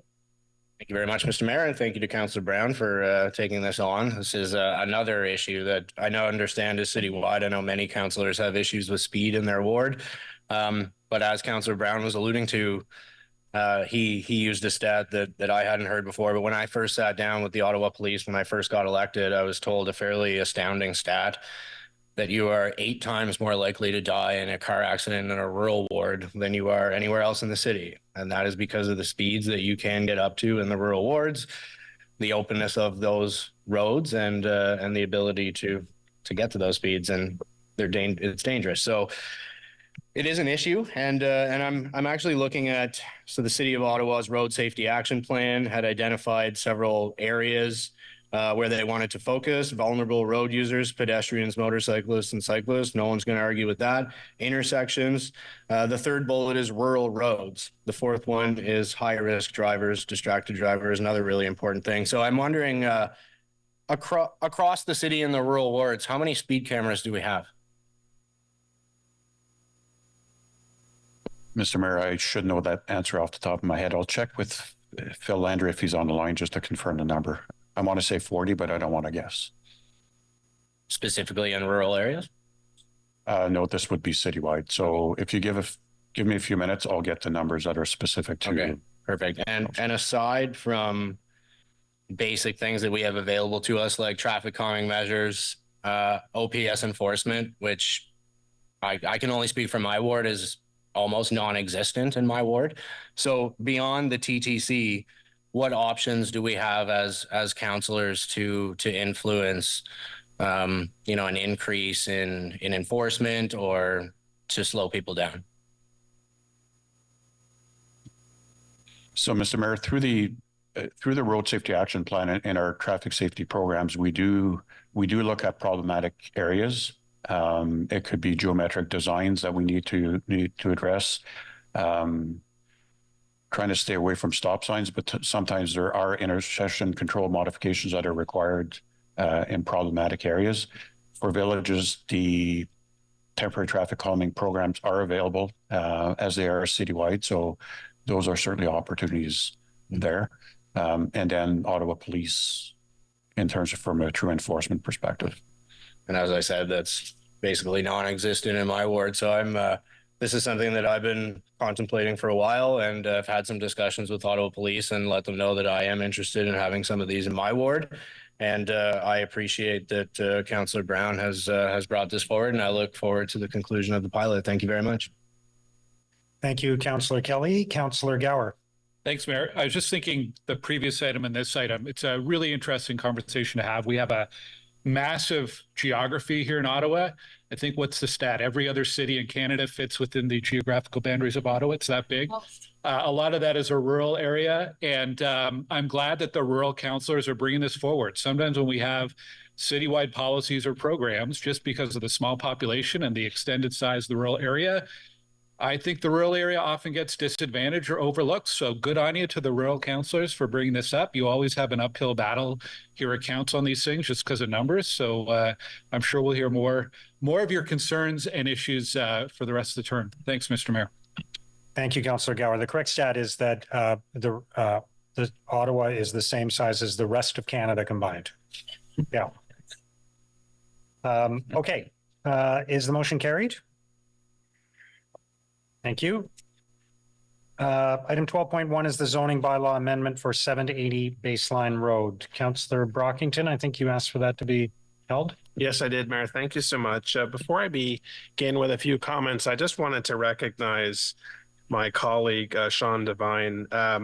Prior to his election, when his predecessor was winding down his tenure on council, I led consultations and public engagement with both Knoxville, Maribel, and River Ward residents on this file. This file goes back a number of years.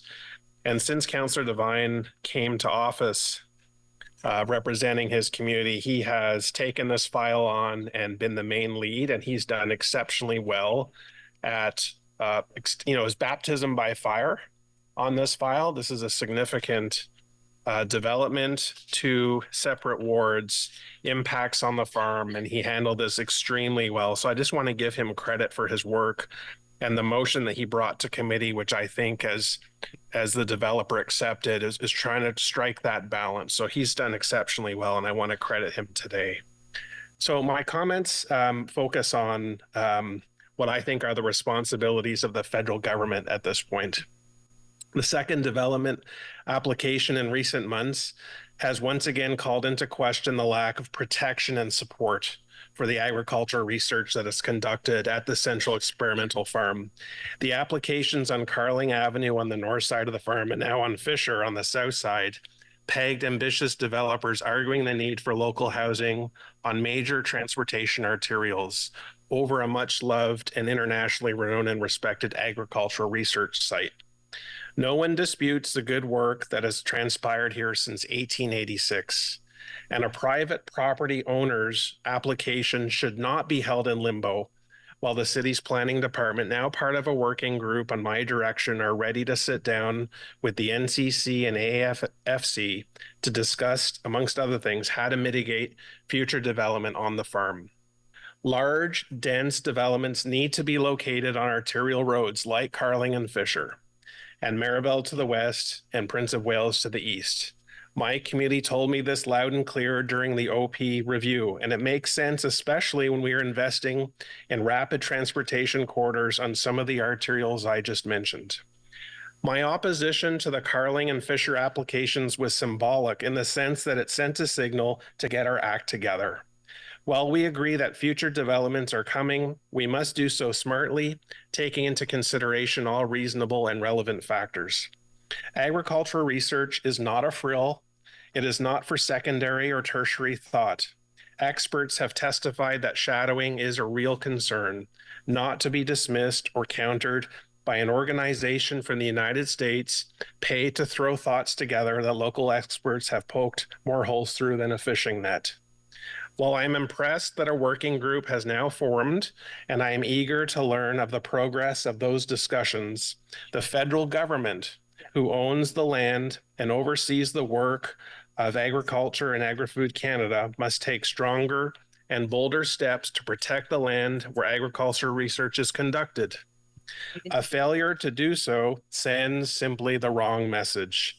It compromises the results of longitudinal research, and it jeopardizes the utility of current lands in harm's way, not just of building shadows, but of road widenings, on-site development, and other factors.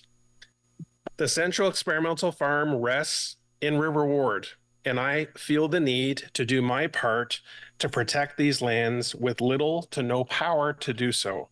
The federal government must do more. Canadians are counting on you. Thank you. Thank you, Councillor Brockington. Councillor Devine. Thank you, Mayor. Wow, Councillor Brockington, thanks for that. Wasn't looking for that.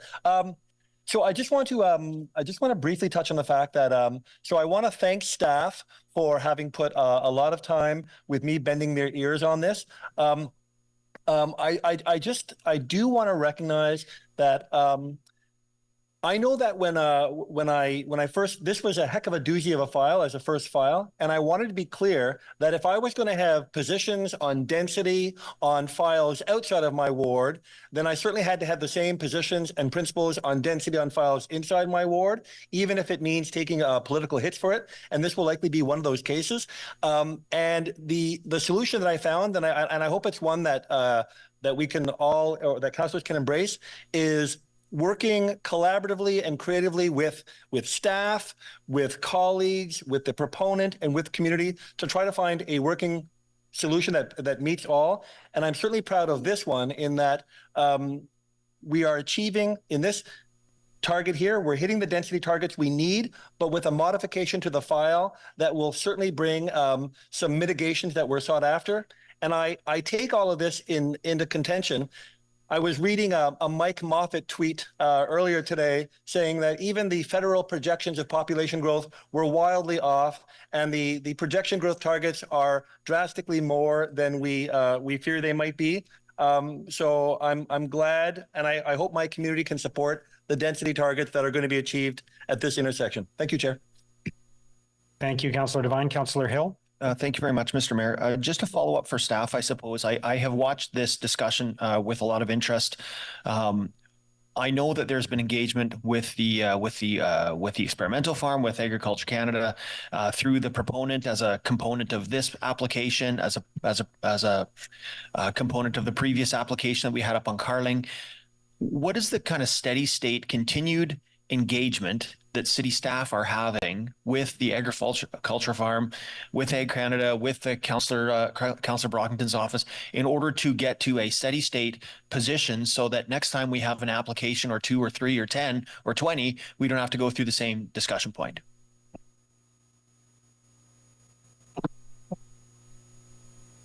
Mayor, the city staff are working with Ag Canada. We've started those discussions. We're currently working on nailing down in terms of reference for what that broader study might look like, with the goal ultimately to define what that steady state and provide certainty to developers that may come in with proposals along the corridors surrounding the farm.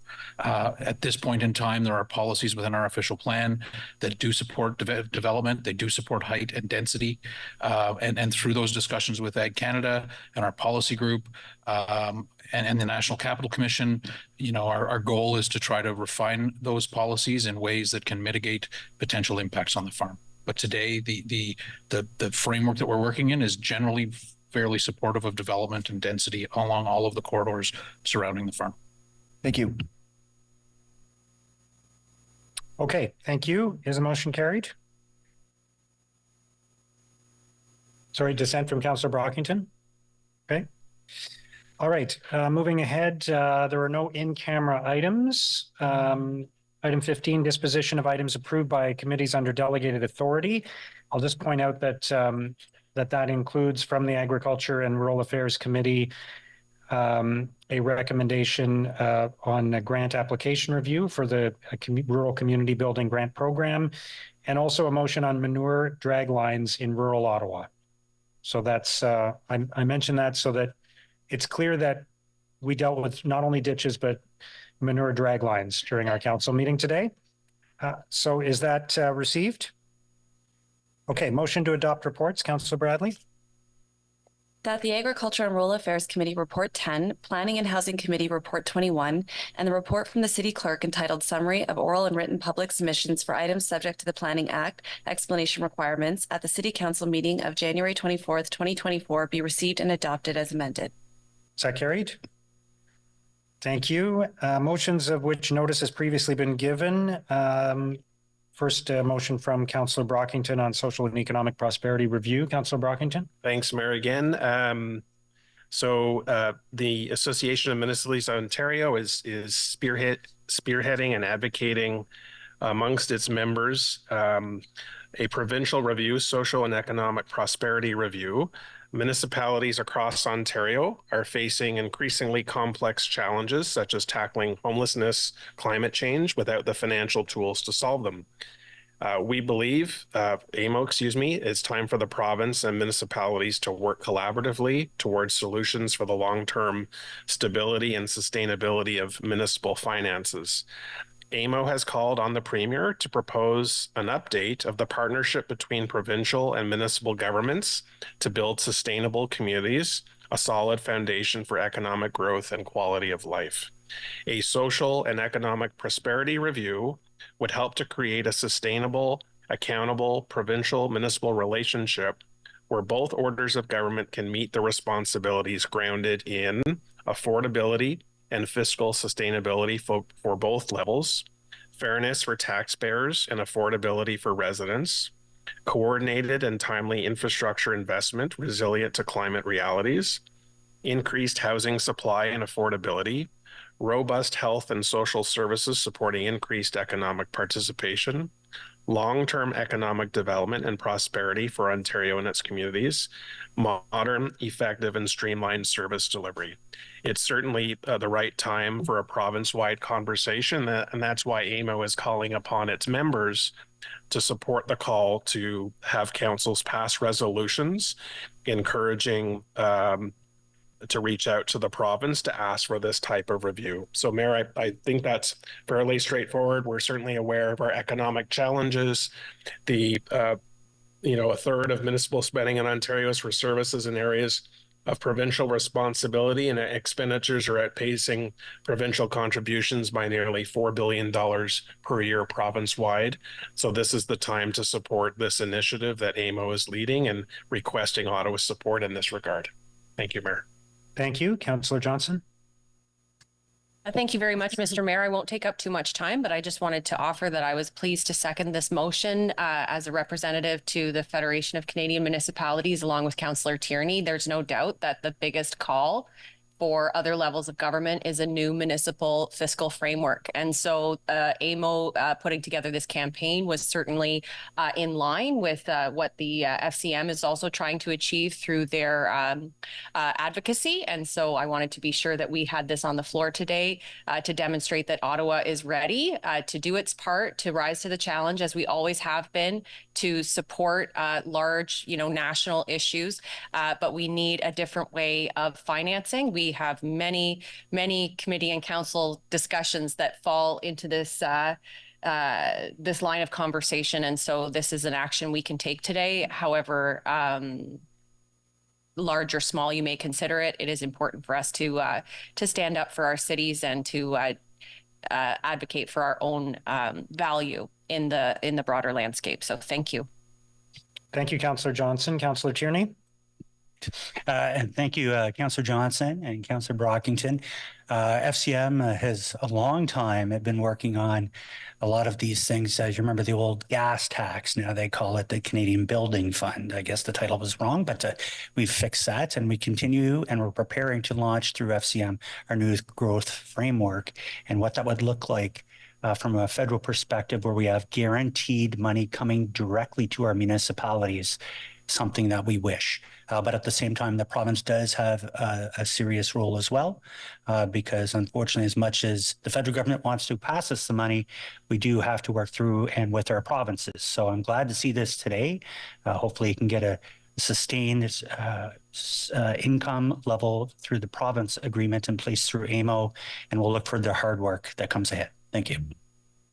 Thank you, Councillor Tierney. Is the motion carried? Next is a motion from Councillor Curry on Police Services Board Chair compensation. Councillor Curry.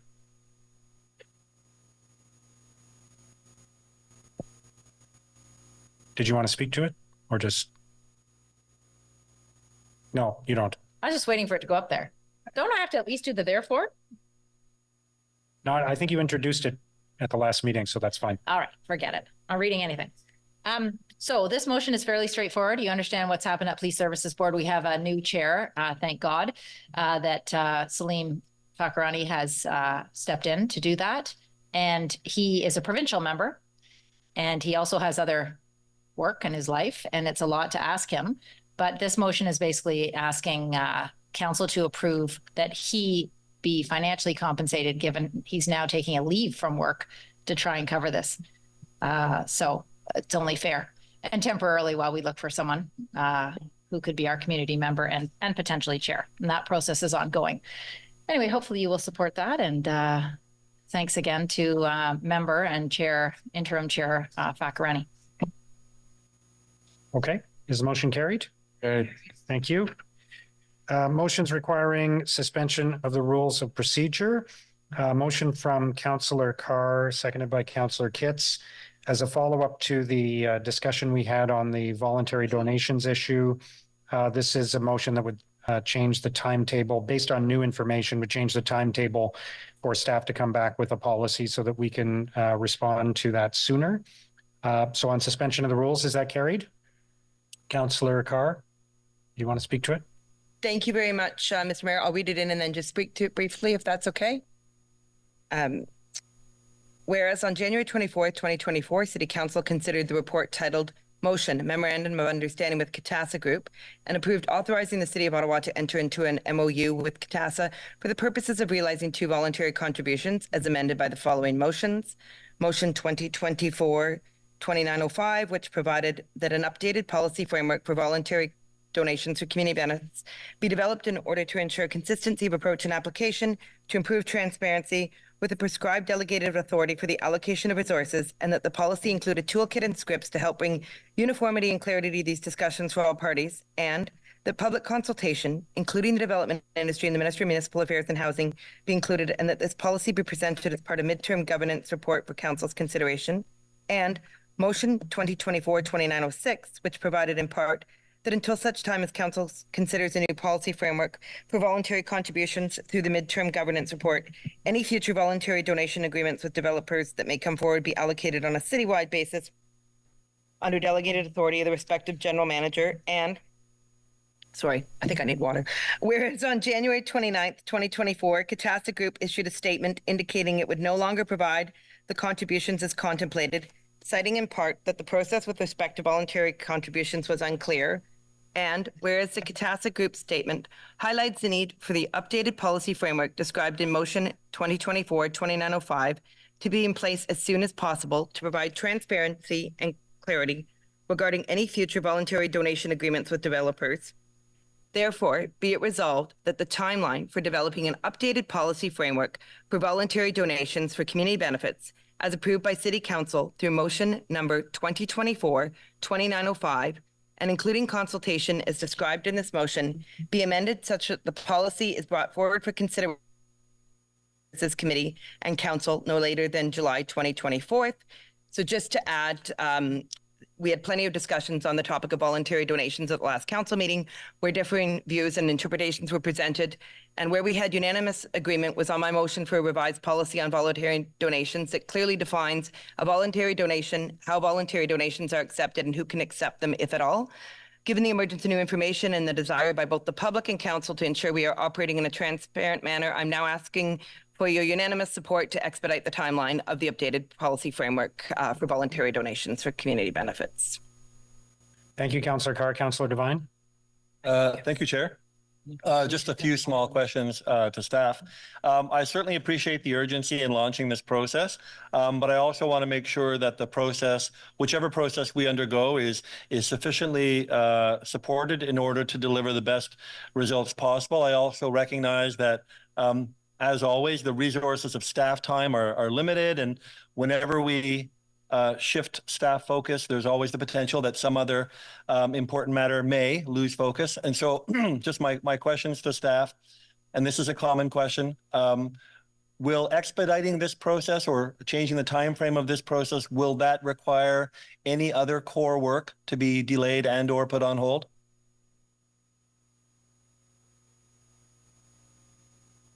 No, Mayor, I don't anticipate that. Well, I guess the easiest way to respond is to say that I believe that this can be accommodated within our existing kind of work plan and resources.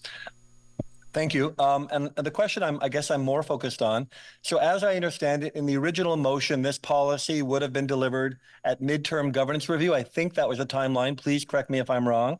With this new timeline, so July 2024 as opposed to midterm, is this sufficient time for staff to conduct a thorough consultation process and formulate a new policy? Mayor, while the timeline is abbreviated, I think there will be sufficient time to essentially do that environmental scan to develop a sense of what options are out there, and then to put that forward for consultation. Thank you. And speaking of environmental scan, so I can only assume that as we are in this situation due to recent provincial changes, Bill 23, then I am assuming that other Ontario municipalities are quite possibly experiencing similar gaps in policy. would there have been, if there would have been in the original time frame, an environmental scan of how other municipalities in Ontario are navigating this? If that were to have been part of the process, might this abbreviated timeline hinder our ability to do that kind of municipal consultation as part of the environmental scan? I'm not sure that I'm clear on the question, but I mean, we will leverage our formal and informal networks amongst our municipal colleagues to gain an understanding of where they might be with respect to the development of these kinds of policies, if they have enacted them, and things like that. Thank you. Thank you, Chair. Okay, thank you. Is the motion carried? Next is a motion from Councillor Kelly, seconded by Councillor Leeper, on clarifying the Greeley secondary plan of subdivision 1600 Stagecoach Road on suspension of the rules. Is that carried? Councillor Kelly. Thank you very much, Mayor. Whereas the Minister of Municipal Affairs and Housing on November 4th, 2022 made a decision to approve with modifications the new official plan of the City of Ottawa adopted by bylaw 2021-386. And whereas Ministerial Modification 20 in deleting and replacing Schedule B9 added approximately 41 hectares to the village of Greeley. And whereas Ministerial Modifications 21 to 27 amended various C schedules to Volume 1 to reflect the revised boundary of the village of Greeley. And whereas on September 13th, 2023, City Council adopted bylaw 2023-403 Official Plan Amendment 5, which included updates to implement amendments made to the official plan made by the Minister of Municipal Affairs and Housing. And whereas Amendment 66 in the OPA number 5 provided for the following in respect to the land added to Greeley by Ministerial Modification 20. Updated the designation on lands added to the village by the Minister of Municipal Affairs and Housing on OP schedules, e.g. B9 to village, and the village of Greeley secondary plan schedule to village residential.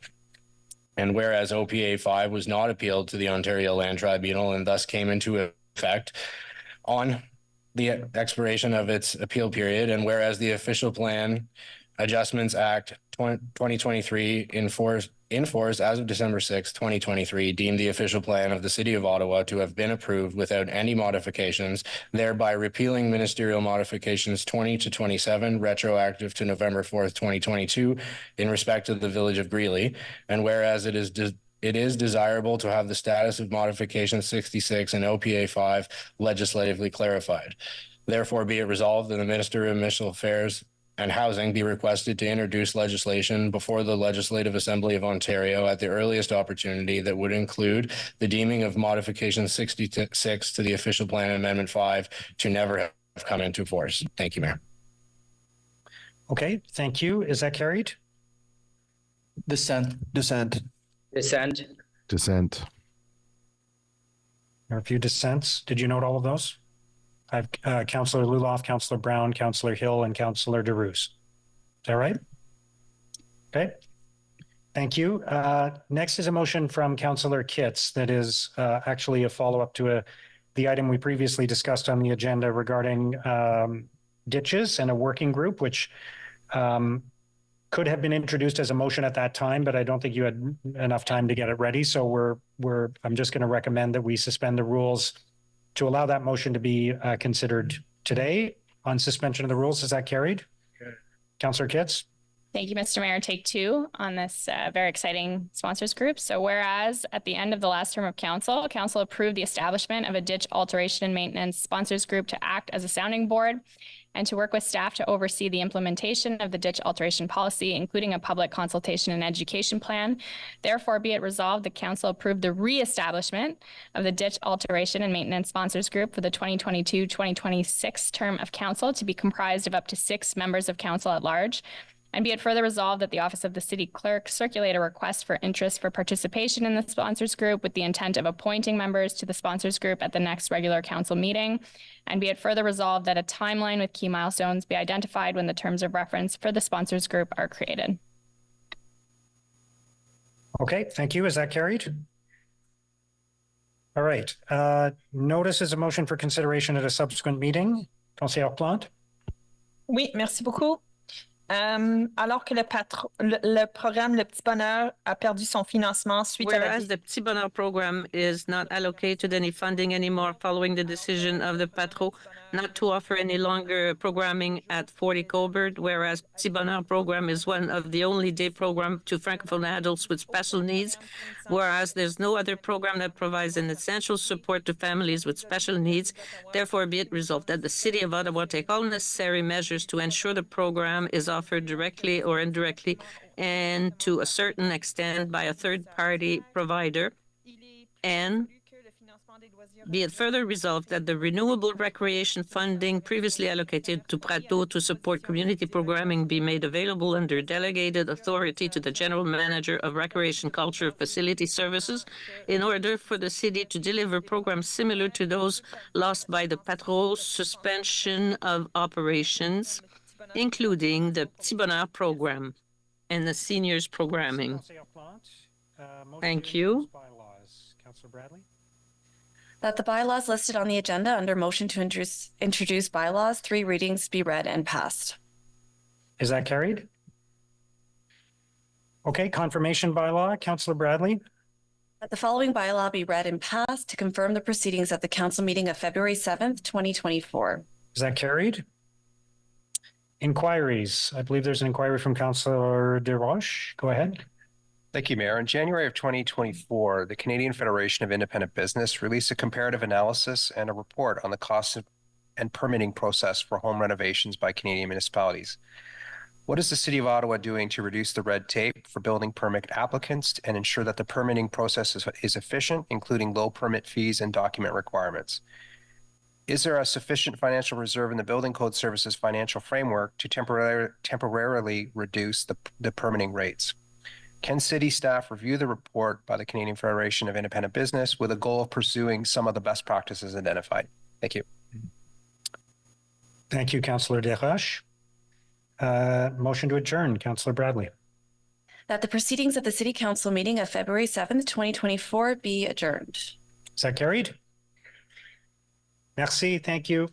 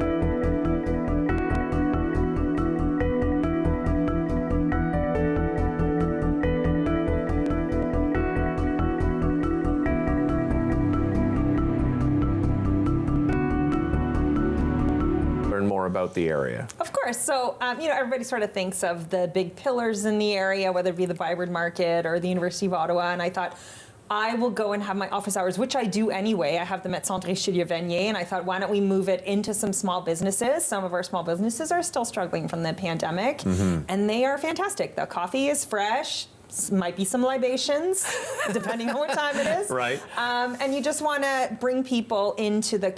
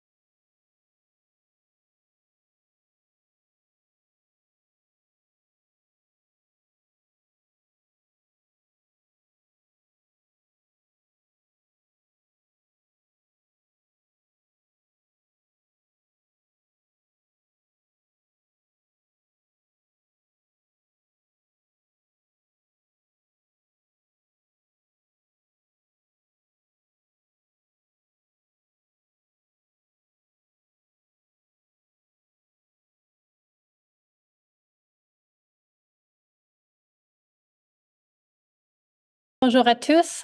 My name is Kendra Titley and I will be your moderator. Je m'appelle Kendra Titley et je serai l'animatrice de ce point de presse. I will now invite each agency in reverse alphabetical order to ask their questions. You may ask one question with a follow-up. Par ordre alphabétique inverse, j'invite maintenant chaque organisme à poser une question et une question de suivi. We'll now start with, nous allons commencer par Frédéric Pépin à Radio-Canada. Bonjour, M. Barr. Bonjour. Donc, il y a une motion, on a entendu, pour accélérer le processus de révision. There was a motion today to accelerate the donation process. Can you give us some explanation? What do you want to see? But within the council, you will have to vote on this. What should we understand? Can we actually made some donation or it's completely out of the gate? For right now, people can keep on making donation. We hope that with today's decision, as soon as possible, we will revise the policy.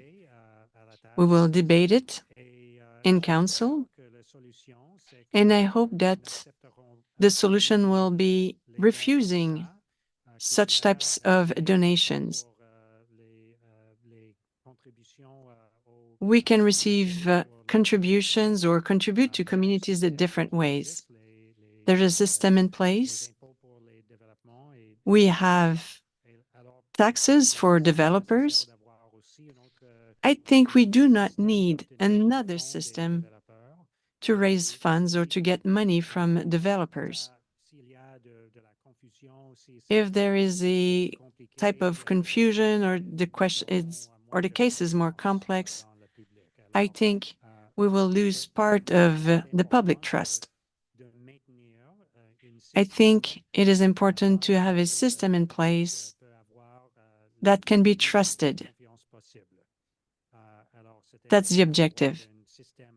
It's important to have a system and a process that is very clear, transparent, and I hope this will be the end result of our debate on that. I would like to go back to the speed camera. Can you explain a little bit why we don't have any cameras in rural areas? Will it be clear that we have cameras elsewhere? Because right now we don't have any in the rural areas. Like you heard today during our discussions, we have issues with speeding. Yeah, we have a lot of accidents, but these are fatal accidents.